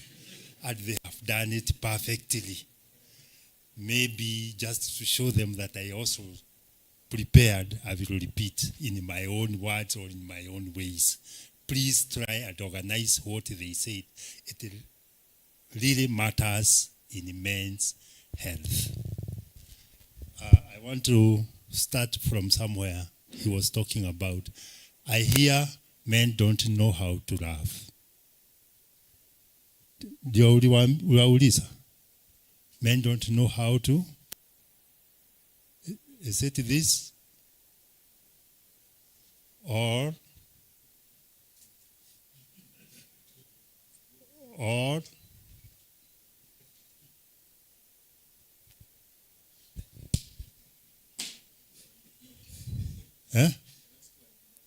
the last one, you know.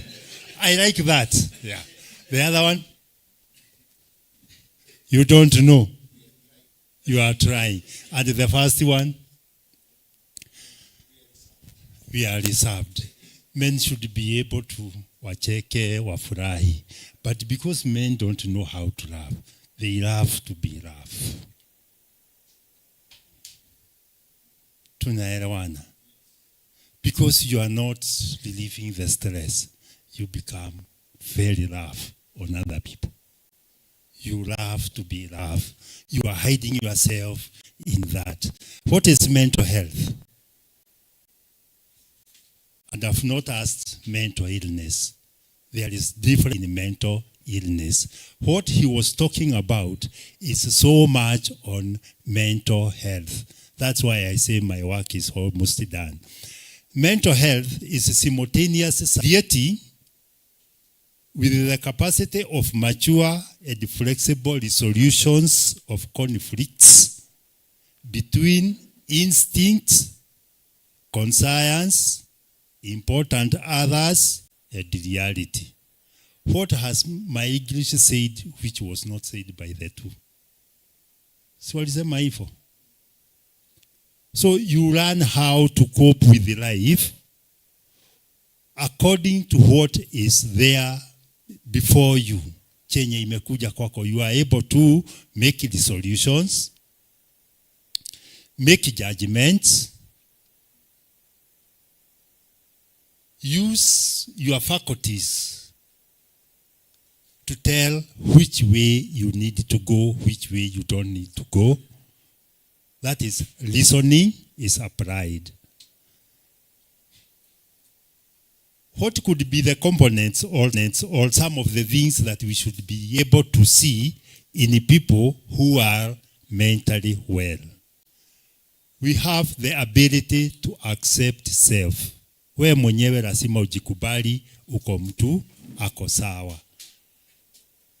You have your self-esteem and you hold it highly. What is self-esteem? Vile wewe mwenyewe unajichukulia, unajionanga uko aje. Are you proud of yourself? Are you confident of yourself? Or uko tu weakling, uko muoga tu. Tuliambiwa kitu ikifanyika unasema ni sawa. Ingine ikifanyika ni sawa. Mwingine anasema I don't want it repeated anymore. Because this is the way we should go, not any other way. That's a man who has direction. Mwenye anakubali chochote pengine ni estimu iko chini ama hana direction.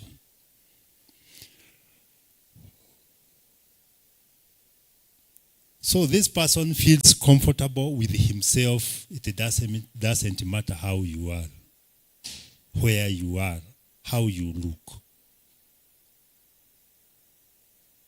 Hata nikisimama mbele yenu na kichwa yangu haina nywele, naibeba tu juu muione vizuri. Ni yangu. Na mwenye ako na nywele hata nikawia. Hata mkisema mimi ni mrefu mpaka kichwa inagusa ceiling. Najikubali tu niko hivyo. Ati nikakode hata ni kama hakapatagi chakula. Najikubali vile nilivyo. Nikiwa na pesa nisikuwe na pesa, I am a man enough. You accept yourself the way you look, how you are, where you are, what you are, everything unajikubali. And then you feel secure in yourself. Hakuna mambo ya kutishatishwa. Ati ukiambiwa ilikuwa unaanza kauoga. Mambo ikifanyika hapa na pale, you feel threatened. No, you feel secure with yourself. Then you adequately accept your shortcomings. Hakuna bana shortcomings zake. Kuna tu issues so hapa na pale. Kama mimi na English. Taongea Kikuyu mingi sana hapa nikijifanya naongea English. Na sitaaibika, itanishida kutoka lakini nitapambana tu naendelea na nitamaliza lesson. So accept yourself, be secure and accept your shortcomings. We also expect this person to have a capacity to feel light towards others. Tuliambiwa story ya wenye walichokosana, muungwana na mchenzi walikuwa kwa matatu. mchenzi akikaribia muungwana anamfanya nini? Anamrusha. Lakini mchenzi yeye alikuwa secure tu, anavumilia. Hata ukinifanya nini, nguo zako zinanuka, lakini silinuka nikifanya kazi, sikupata nafasi ya kuoga. Kama wewe, nikifika home nitaoga. Hata kama mimi ni beba wa sokoni, nilibeba ile matunda unaenda kununua, ni mimi nilishukisha kwa matatu. So I'm secure about myself. Hata uniite mchafu, nilichafuka nikifanya kazi. Na nitakula, sitakula kwako. Si matusi, lakini ni ukwe. Mungu naye hataki kupakwa nini? Uchafu. Si ndio? Now, this person mwenye tunasema ako mentally health is able to feel right towards others. Feeling right towards others, what do we expect to see? Respect to others.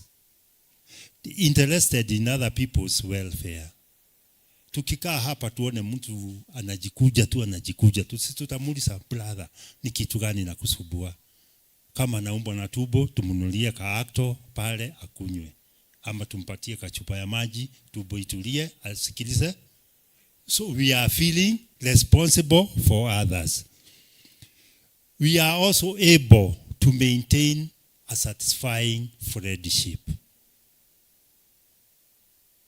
Tumejuana leo, hatujawahi kutana tena, tukikutana town tunasalimiana.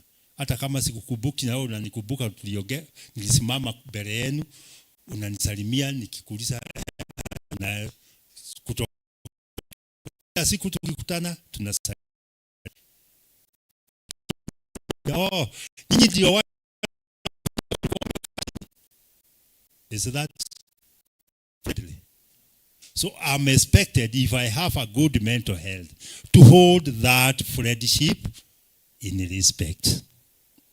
To be responsible of the neighbors and the neighborhood and the environment. See, every man is supposed to be. Remember, our mandate as a man, go and take care of. Adam aliambiwa afanye nini? Take care of the garden. What is the garden? Everything that has been given to us. Our families, our wives, our cars, our jobs, our church. Everything. We take care of it. So when we have good mental health, we are able to feel responsible about everything around us. This person is also expected to have ability to fulfill tasks of life.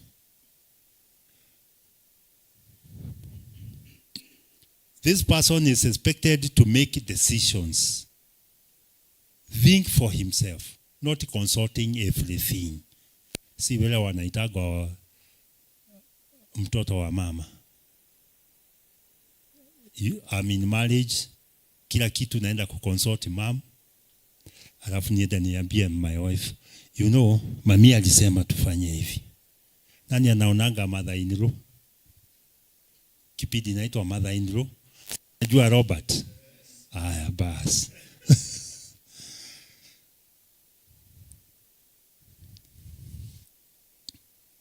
Ability to meet demands of life. What are the demands that are ahead of us as men? Twasijua. Is there any need to repeat them? But we know we have responsibilities. There is a lot of demands and expectations from the society. Saa hii nikisimama hapa nianze kuongea about me, niongee mambo mingi na nisitaje familia pahali, utasikia watu wanaulizana, is he married? Why?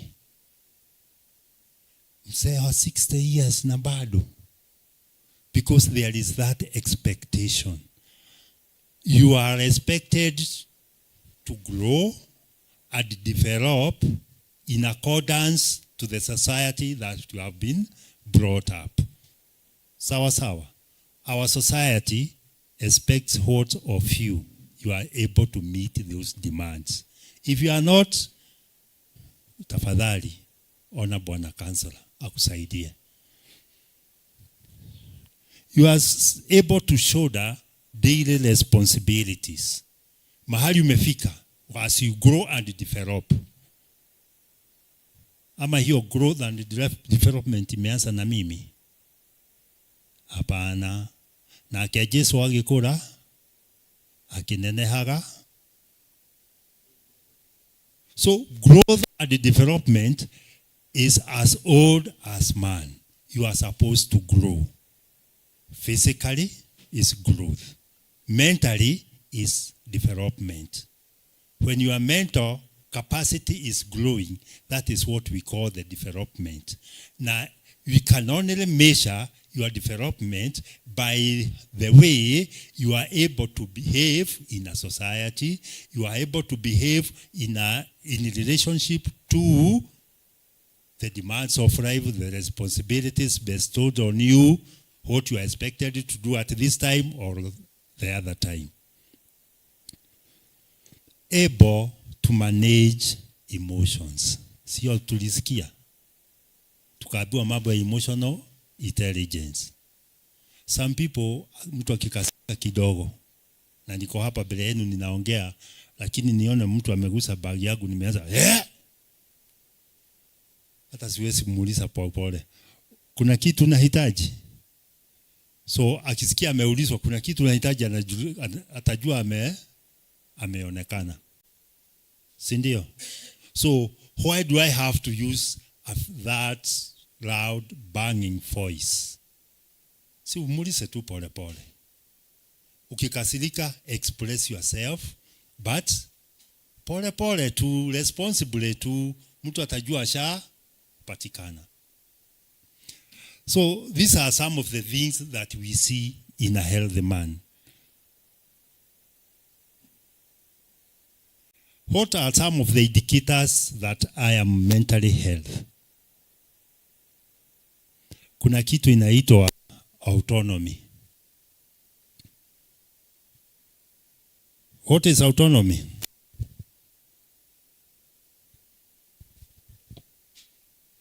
Autonomy is independence. You are able to operate as an independent person. Okay, there are situations that needs us to be dependent on others, but generally you are dependent. You are independent. You can stand on your own and you do your own things. You have right attitude towards self. In that independence, you value yourself. Unajiona vizuri. Hauna hiyo kauoga. You don't, unajiamini, that is. You have confidence in yourself. Growth, development, and ability to self-actualize. Self-actualization ni nini? Kufika mahali unatarajia kwa maisha. But today I want to say that is not the end. Mwalimu alisumbuka sana akituambia mambo ya kama tunaridhika na chenye tuko nayo. Who has enough money that you can say, I no longer need to work? Kuna dunia hii? There is none. But there is a situation that can come to you. And that is where we should all be heading to as Christians. Actualization means I have worked, I've made money, I have spent money, I have traveled, I have eaten the meals of the world, I have dressed in whichever fashion I would like, I have had whatever money would have bought for me. But there is another stage there up called transcendence. In transcendence, I have had all that and I have realized it is all vanity of vanities. So my responsibility, how do I improve the life of the other person? When you are at that point, you feel that little you have, you can share with somebody.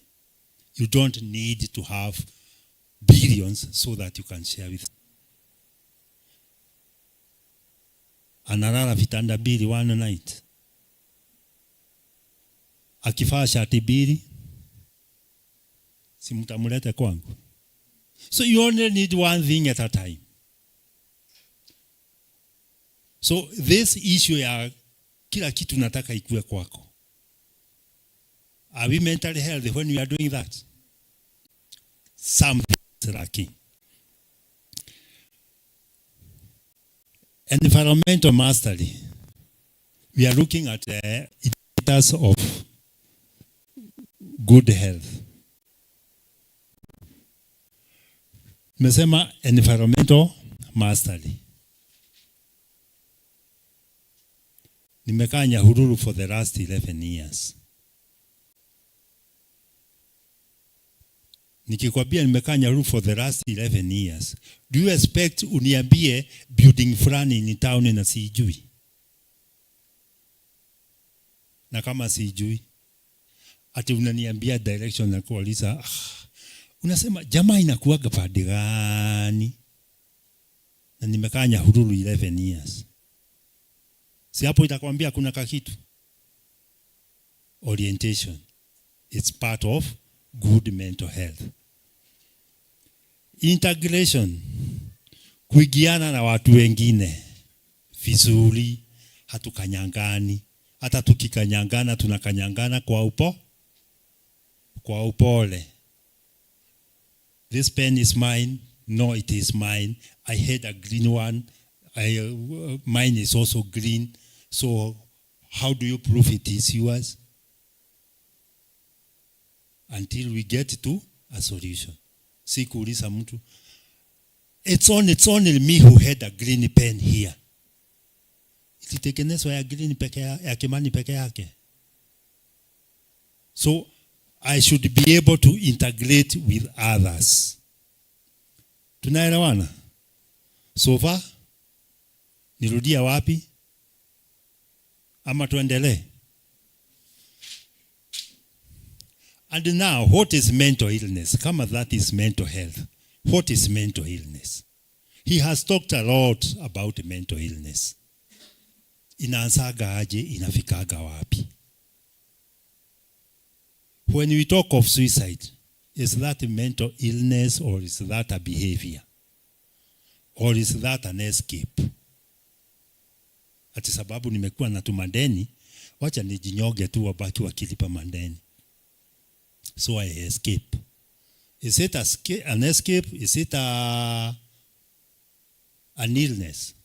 It is part of mental illness. We are going to see how.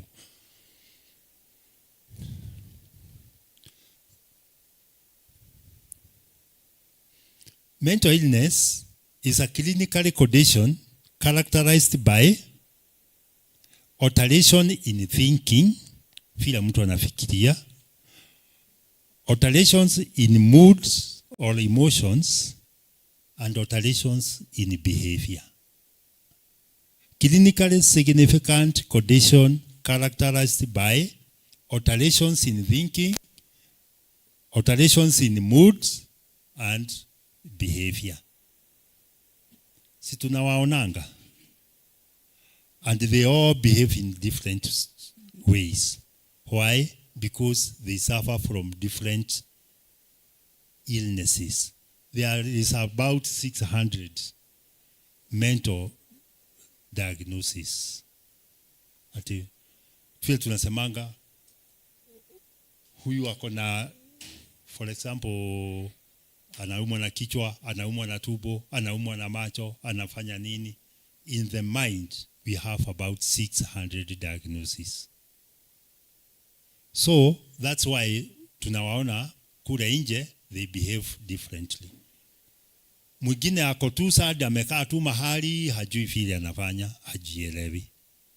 Mwingine ako so much excited, very happy, akisalimia watu hapa na pale, akikuona anakwambia nipee 10, wakati mwingine anakwambia saa hii nimezoea pesa ya chuma, nipee ya karatasi, as if he is making fun, but he is not well. Mwingine amekaa pale tu, cannot understand what is happening around, hajijui ako wapi, hajui ni saa ya kukula, ni saa ya kwenda home, yeye amekaa pale. Mwingine anatembea akiokota kila kitu ameona, akiweka kwa kagunia, anachukua akiweka, akibeba mzigo. Hakuna mtu anajua anapelekaga wapi, hakuna mtu anajua hiyo gunia inajaaga siku gani. But he's always speaking things, akiweka kwa ile ka mzigo yake. Why? Because a different diagnosis is taking place in his mind.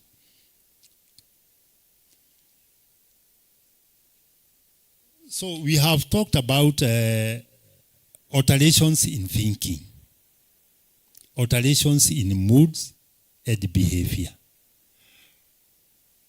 Let us see what happens when we have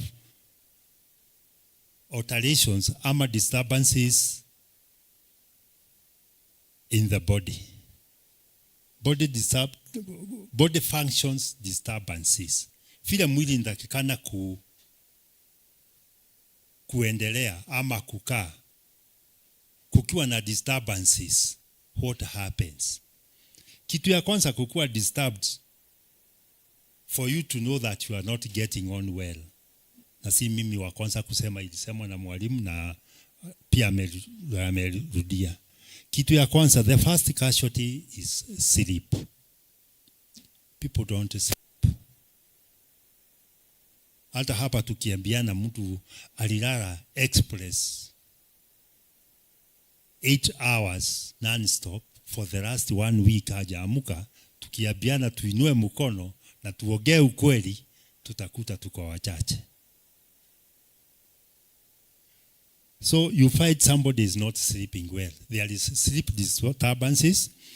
It may be you are sleeping too much, you are sleeping a little. Hata the pattern, unalala, unaamka, unalala, unaamka. Umeamka mara kama 10 in that night. Mwingine umeenda kwa kitanda, umekaa, usigisi haikuji mpaka 5, ka usigisi kana kuja. Na saa hiyo ndio unatakana kuprepare kwenda job. Mtu kama huyu akienda job atakuwaje? Atalala. Ama kitu kingine? Amechoka. Alafu umeenda pale kumwambia ati hufanyi. Si utachotwa kofi? So hiyo ka usingizi kanaletaga mambo mingi sana. Mwingine analala mpaka saa 5. Kabegu tu ya mti kiaguka igoge mabati, basi hiyo usingizi meisha, atapata ingine kesho. Hao ndio watu akienda hata kwa mkutano kama hii, akikaa tu the mind tulie tu hivi, kausigizi kamembemba. Si ati the speaker anambo, lakini that person did not have peace to sleep at night. So hata ukiona mtu analala kwa kanisa, hapana kemea pepo ya usigizi. Kemea pepo ile inamsubua usiku ndio asilale. Sawa sawa. Kitu kingine inakuwa disturbed ni kitu inaitwa appetite. Tuko kwa body functions ama vile mwili inatakana kurespond na mambo. Appetite. Nakuta watu wengine wanakula sana, wengine hawakuli, kulingana na vile the mind inatembea. Wenye wanakula sana, what do we see? Na tusikuwa judgmental, wanakuwa na weight kubwa. Utakuta mtu amepata stress yenye tuliambiwa kitoka kwa anxiety akuja kwa stress, na stress imemfanya amekula sana, within a span of 2-3 months ameongeza kilo sana. Mwingine hakuli hata kidogo akifika kwa stress, anakoda kuniliko. Tunaelewana? Kuna kitu kingine tunaitaga binge eating. Kila saa mdomo ni hivi. haitulii. Kama hii masaa tumekaa hapa, mtu ametoka ameenda pale kwa kahoteli, naona kumeandikwa kahoteli somewhere, ni Daima Hotel. Ashaenda pale round mbili, amekula maandazi, mdomo haitulii, nataka kusonga. Ni sababu huko kukona bowel and bladder movement. Nakuta mtu mwingine anaenda choo mara mingi sana, either haja dogo ama haja kubwa. Wakati mwingine mtu anapatwa na diarrhea na haina any pathological infections. Mwingine ako na constipation, choo imekuwa ngumu tu for no apparent reason. Kila wakati akienda choo ni vita. Haya, mnacheka na itokangi. Mpaka mtu ako huko mahali niliona hizo rooms, tukiwa hapa tunasikia sauti aking'ang'ana. Si kupenda. Sexual desires and activity disturbances. Hapa ndio kuna mambo. Sexual desires as a man, hakuna mambo ya kupembeleza sana. Unatukianga kama ni asubuhi, saluti imepiga, alafu inarudi chini. That urge inakufa. Ama inakuwa too much. Tunaelewana? Na kuna kuwaga na vitu zingine tunaitaga deviations. Sinaingilia pale, sexual deviations. Mtu anakuwa na sexual satisfactions in abnormal ways. For example, we know for a man to get sexually satisfied has to have a relationship with a woman. Ndio unakuta sasa tumeanza kupata solutions kwa LGBTQ. Wengine ukiona wamama anatembea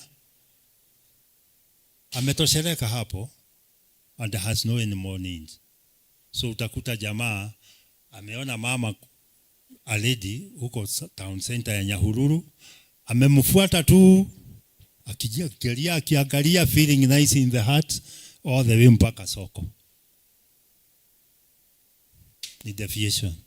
Mwingine akiona nguo tu sawa mama, nguo za ndani, hata mambo huwa anamaliza.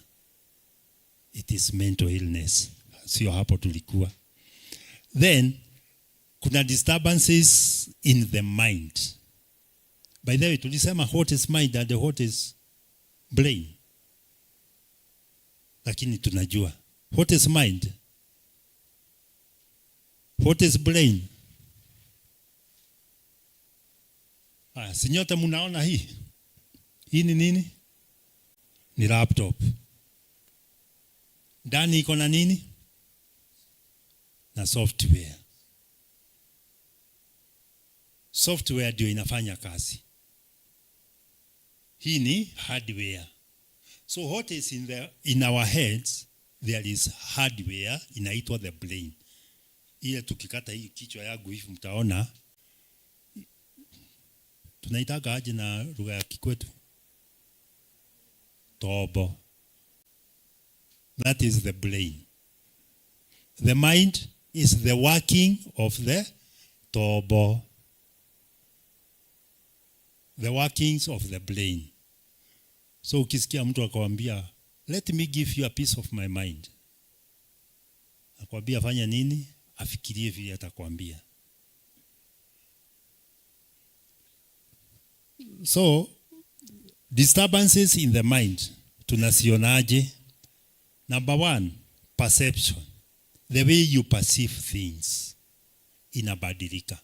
Hapo ndio tunapata watu wanafanya kitu tunaita hallucinations. Una perceive, hapa kuna mtu amesimama hapa na nakwambia huyu mtu ananiambia, huyu mtu ataniua, huyu mtu anataka. Tuko kwa room, ninasema hapa kuna nuka kitunguu, kuna nuka kitu hii. Nyinyi hamsikii na kuna nuka mpaka ninashika pua hivi. ama nasikia vitu inanitembelelea. Ninajua muwaiona watu kama hao. Mtu anasikia hata kwa nguo huko ndani kuna vitu. For example, una feel ile kitu unaogopa ndio inaingiaga kwa nguo yako. For example, unaweza kuwa unaogopa chameleon, unaisikia iko huko ndani. Unaweza kuwa unaogopa nyoka, unaisikia iko huko ndani. Akisikia atafanya nini? What is the most probable solution? Kutoa hiyo turusa, alafu akae hapo. Ndio, atoe na akibie. Ameacha hiyo nyoka hapo na yeye amekimbia, sasa ako safe.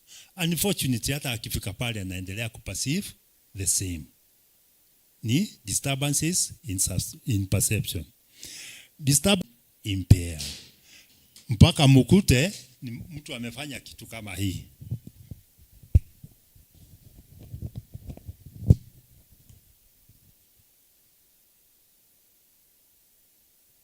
Kwa nini? Yeah, I was not able to make a decision.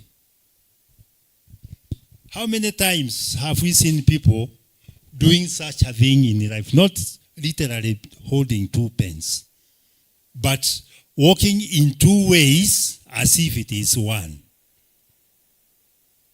Because you are not able to decide, do I go this way, do I go this way? Kama fisi aliyefanya nini? Aya, sawa sawa.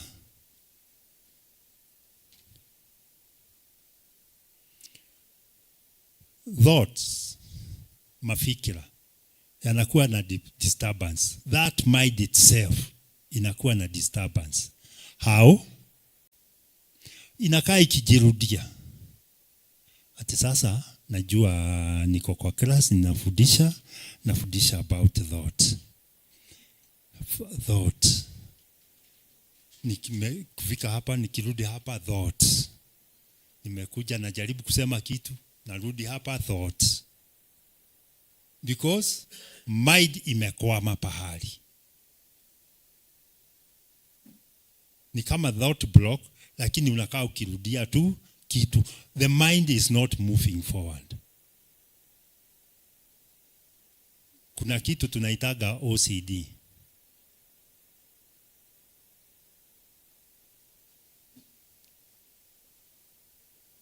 Compulsive behavior. Unakuta mtu pengine ananawa mkono. Umenawa mkono 2 hours. Mkono haikui safi. Unanawa umamaliza, unarudia. Unaangalia unaona mkono si safi na unataka kukula ugali. Unanawa tena, unarudia. Ama yule mtu alikuwa na drive somewhere around Nairobi. Na ana drive gari mzuri, gari kubwa Prado. Kafika mahali kuna bump, akaruka, akaona kuna mzee ako pale anachunga busi zake. Akaruka tu bump vizuri, mguu ya mbele ikaruka, ya pili kuruka akasikia kwani nimegoga huyo mzee. Kaenda hapo mbele akapindua gari, kakuja kuangalia kama amegoga mtu. Oh, ni bump si mzee. Kapindua gari tena, wacha niende. Kuruka haya sasa nimemgonga. Anarudi tena. Alikuja kuokolewa. Why? The mind is not moving forward. So how many times have you seen people in such a situation? Aya, kuna kitu kingine tunaita disturbances in emotions. Mtu amefurahi peke yake. Anacheka tu. Ako kwa fantasy yake yeye mwenyewe. Anajienjoy tu. Ama mwingine amekasirika, ukimsalimia ni hasira. Ukimwambia nini? Hasira. Kila wakati makasiriko. Mwingine speech haiko sawa. Na sana wengi wanapendaka kutumia obscene language. Nani wanatumianga matatu sana hapa town hii? Niwape example. Nani wanaendaga ile stage ya kiwaja na turaga? Sisemi ni wewe umefanya hivyo. Hapo kuna kajamaa na siku hizi ni kama kalivukuzwa. Alikuwa tu akiambiwa anything na hao wengine anasema vinako kehegeke. Obscene language. Ama hata ile maneno mengine mbaya. Mtu anaitoa tu anaona kama ni mambo ya, na yeye haoni ubaya. Nyinyi ndio mnabaki mkisikia huko ndani mnaimbika. Hata mambo mengine very obscene. Yeye hajari. Orientation in place, in person and in time. Ukiuliza mtu saa hii ni saa ngapi anakuambia thaithatũ cia rũcinĩ. Anakuambia saa hii ni saa 3 ya asubuhi. Mwingine ni mtu mnajuana. Na hii tunafanyanga sana. Ukikuta mtu ni mgonjwa unamuulizaga aje. Umeenda kuangalia mtu hospitali. Unanijua? Unatafuta nini? Kama ako oriented in person. Mwingine anaulizwa uko wapi? Hapa tuko police station. Ya wapi? Ya Nairobi. Sababu mind yake kuna wakati alikuwa police station in Nairobi, mind imetoka hapa, physically yako hapa, but the mind has gone to that other place. So mtu akiwa na mambo kama hayo yote, finally how will be the behavior? Will it be normal and act in a bizarre way? Bizarre aina gani? Hiyo kucheka peke yake, hatulii, anachukua hii anaweka chini, anachukua ile, anakalia hii kiti, anatoka anaona haoni vizuri, anakalia ile, anaona ako peke yake, anarudi kule nyuma. Hakuna utulivu katika maisha ya yule mtu. Wengine wanashikwa na kitu tunaita wandering. Wandering ni kutembea tu. Na sana sana hiki tunajua, mwaisikia watu wanatangazwa kwa redio wamepotea. Si ati ameamua kupotea, amepatwa na kitu tunaita wandering mind. Unasikia kwa msukumo tu in your mind telling you go. Anaamka anaenda, akifika pale mbele anasahau direction ya kwao. So alitoka nyumbani akisikia msukumo tu, wewe enda tu pale nje ya gate. Enda tu pale kwa soko. Afike hapo asahau direction ya kwao. Achukue hiyo barabara ya Nakuru. Wasamaria wema wampate, waone huyu mtu amechoka. Wamwambie ingia hapa nikupee lift. Mtu ndiye huyu ameangushwa Nakuru. Within 3 hours sasa ile tunalia rais hayuko nyumbani. Jamaa ako Nakuru. Tutamtafuta wapi? Si tutaanza hapa environment. Ikifika jioni tuone hajarudi ndio tulipoti kwa polisi. Tuende hospitali tuangalie kama amepelekwa huko. Tuende Kirurumo, tuende wapi? Jamaa saa hiyo ako Moro. Tutampata tena. Lakini ni kitu tu ilimwambia in the mind, we amka enda. Na ndio naonanga wengi wenye hawako sawa, asubuhi akiamka nje ya gate mpaka kwa center. Sijui center sinakuaga na nini. Mpaka kwa center ashide hapo, mwenye ka orientation kanarudi jioni arudi home. Haya. Changes in social activities. For example, kitu mwenye aliongea mbele yangu ametaja sana. Self negligence. Nakuta mtu haogi, mtu grooming hafanyi. Mtu amezoea kuwa mtu smart, anafaaga tukuo twake vizuri, tumeochwa vizuri, mara all of a sudden kumeanza kuwa na mabadiliko. kanywele kangu na nimezoea kutengeneza vizuri, mnaona sasa mnashindwa kama ni rastas ninataka kulea ama ni nini. Lakini si hivyo, nimeshindwa take care of myself.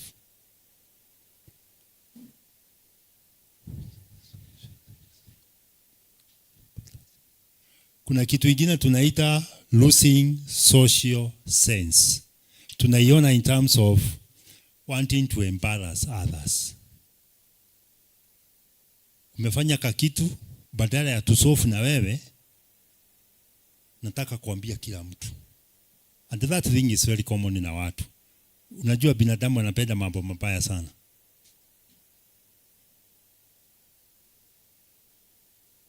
Mtu anataka kubroadcast weaknesses za wengine, kwa embarrass. Tumekaa hapa, tumepewa chakula, badala nikwambie tafuna pole pole, nasikia hiyo sauti. Wewe na wewe unatafuna chakula namna gani? Huwezi kula pole pole, chakula haishi. Sema uongezewe kama unaona utashimba. Si ningekwambia tu pole pole. So wanting to embarrass others. Abusive language tumesema. Insults. Hakuna kitu huyu mtu anapima, anatoanga tu ile dosi ya mwisho ile kama fire brigade. Tunaelewana? Then kuna vitu zingine tunaitaga somatic complaints. Kuna watu wengi especially wakiwa kwa conditions kama depression. Mtu anakuambia naumwa na kichwa, kesho ni mguu inauma. Mwingine kesho anakuambia hata tumbo sina, mimi sitakula chakula, mimi sina tumbo. Imeenda wapi? Mimi nasikia sina. Nakwambia gusa uone mimi sina tumbo. Kuna kitu kingine inaitangwa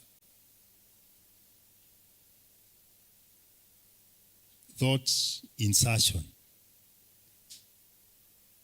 Na imekuwa common sana siku hizi vile tumetumia hizi simu. Mtu anakuambia kuna mtu ana control hii simu yangu.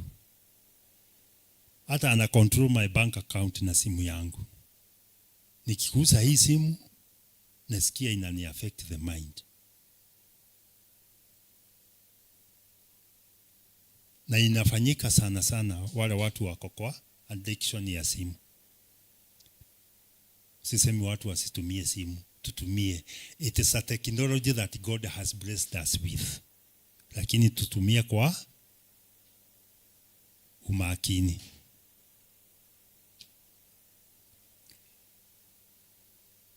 Bado tunaendelea sawa? Niulize swali? Haya. Niko na maswali mawili nitauliza, lakini sasa haiwacha kwanza niseme. So kama tumeona huyu mtu vile tulianzia a normal person, tukaona vile anatakikana kuwa. Si umeona hiyo picha vile tuilipaint vizuri? Na tumepaint ya mwingine mwenye sasa ni mgonjwa vile ana behave. Ni kitu gani hiyo inafanya mtu huyu atoke the normal situation akuje the abnormal situation? Hapo ndio mambo iko. There are things that make us progress in that direction yenye hatutaki. Na sigine si ati siko tu. Some of them they are beyond our control. Na they are in everybody. So kama they are out of our control and they are in everybody, does it mean mwenye anagojeka ni by choice? Mwenye hagojeki ni by choice? Maybe yes, maybe no. Hivi karibuni uta make your own decision.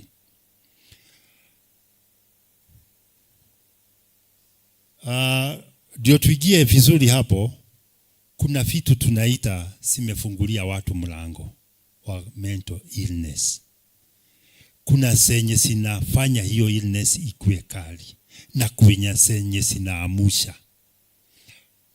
Predisposing precipitating, perpetuating factors.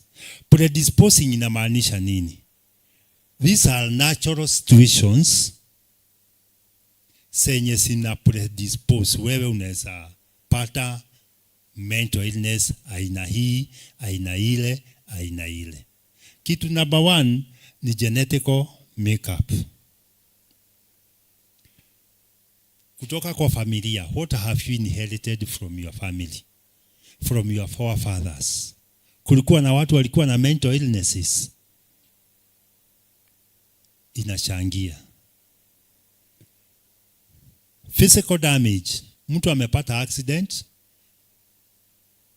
for example, mtu ameanguka na motorbike, hakuwa na helmet, amegongwa kichwa.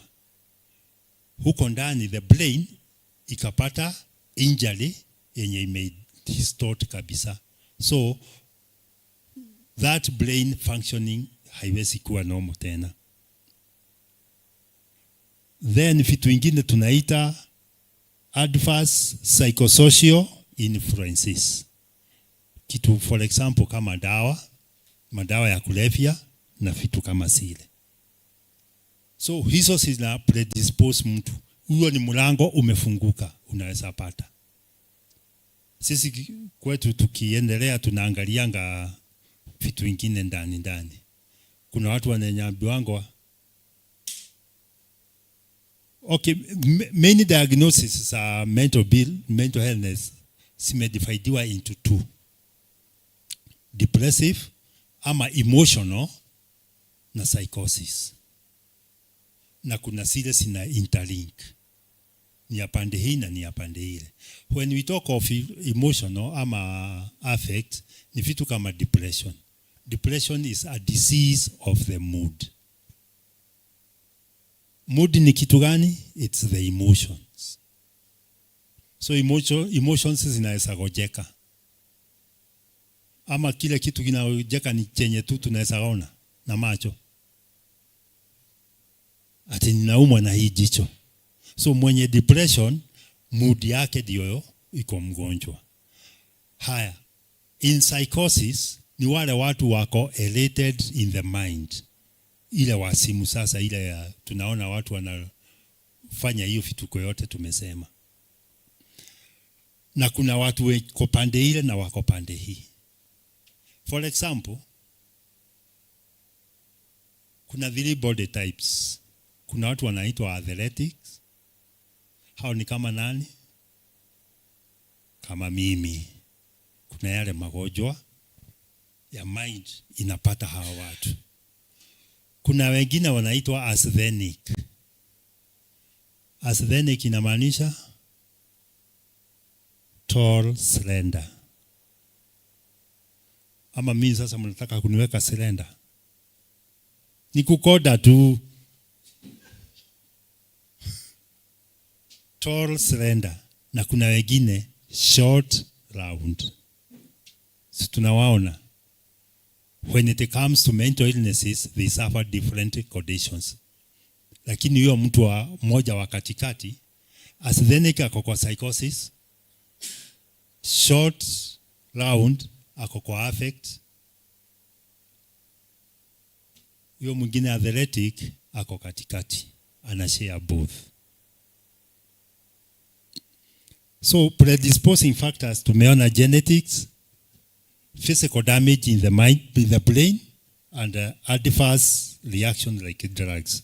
Then there is precipitating factors zenye zinafanya kakitu kadogo mtu ako genetically predisposed alafu amepata anxiety. Anxiety yake imegraduate to stress. Hii ka anxiety kamekuja sababu ya tulisema anxiety ni vitu ya kawaida. Life without anxiety hakuna life. Unakuwa na anxiety wakati kuna mtihani, nikiambiwa nisimame mbele yenu na kuwa anxious. Ukiambiwa kuna wageni wanakuja kwenu uko anxious, what are they coming to do? So anxiety ni kitu ya kawaida. Lakini if you are not able to manage, it gets out of hand, it goes to stress. So somebody mwenye ako anxious na ni predisposed to mental illness, akiwa na precipitating factors zenye ni kama physical ama psychological stress, sinafanya ugonjwa yake inatoka hapa inafika kule. Perpetuating factors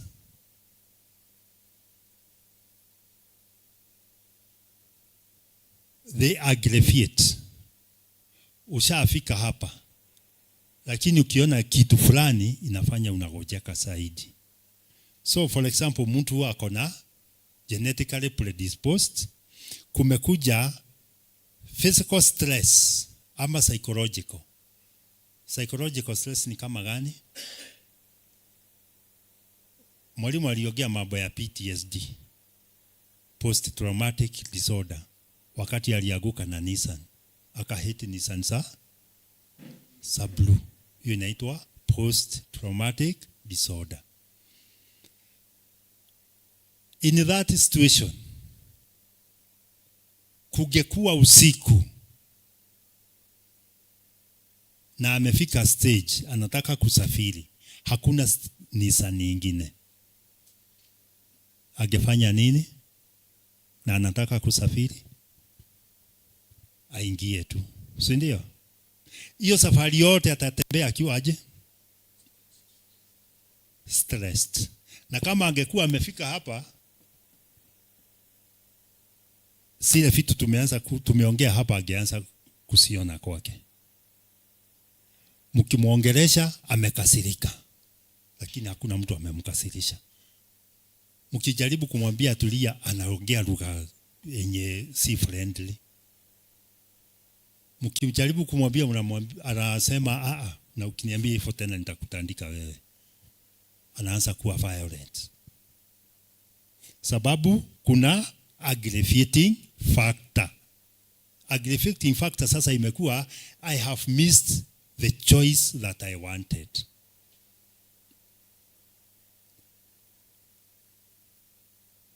Tukichukua hizo 3 factors, 3 P's, predisposing, precipitating and perpetuating, then we combine them with environment yenye uko. Suppose you are in a physical environment and you are in a physical environment that is not stable and you are predisposed. For example, mtu ako na mahali yako is not feeling safe. Kama sasa ukienda Nairobi useme wewe ni wa Laikipia, watu watafanya nini?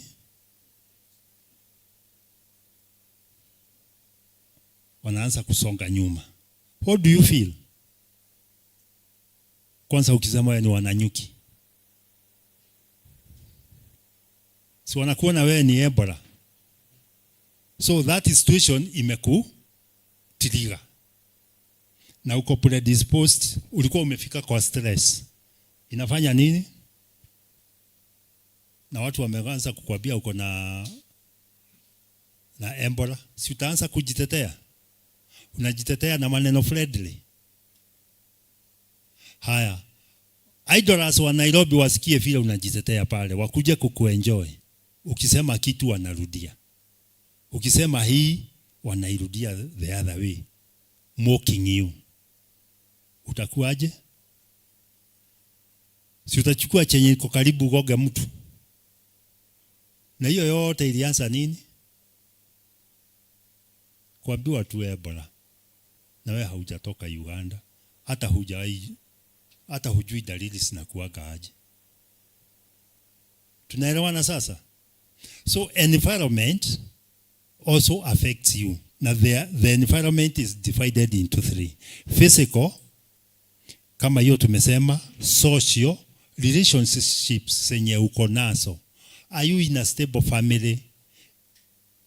Ama uko in a dysfunctional family?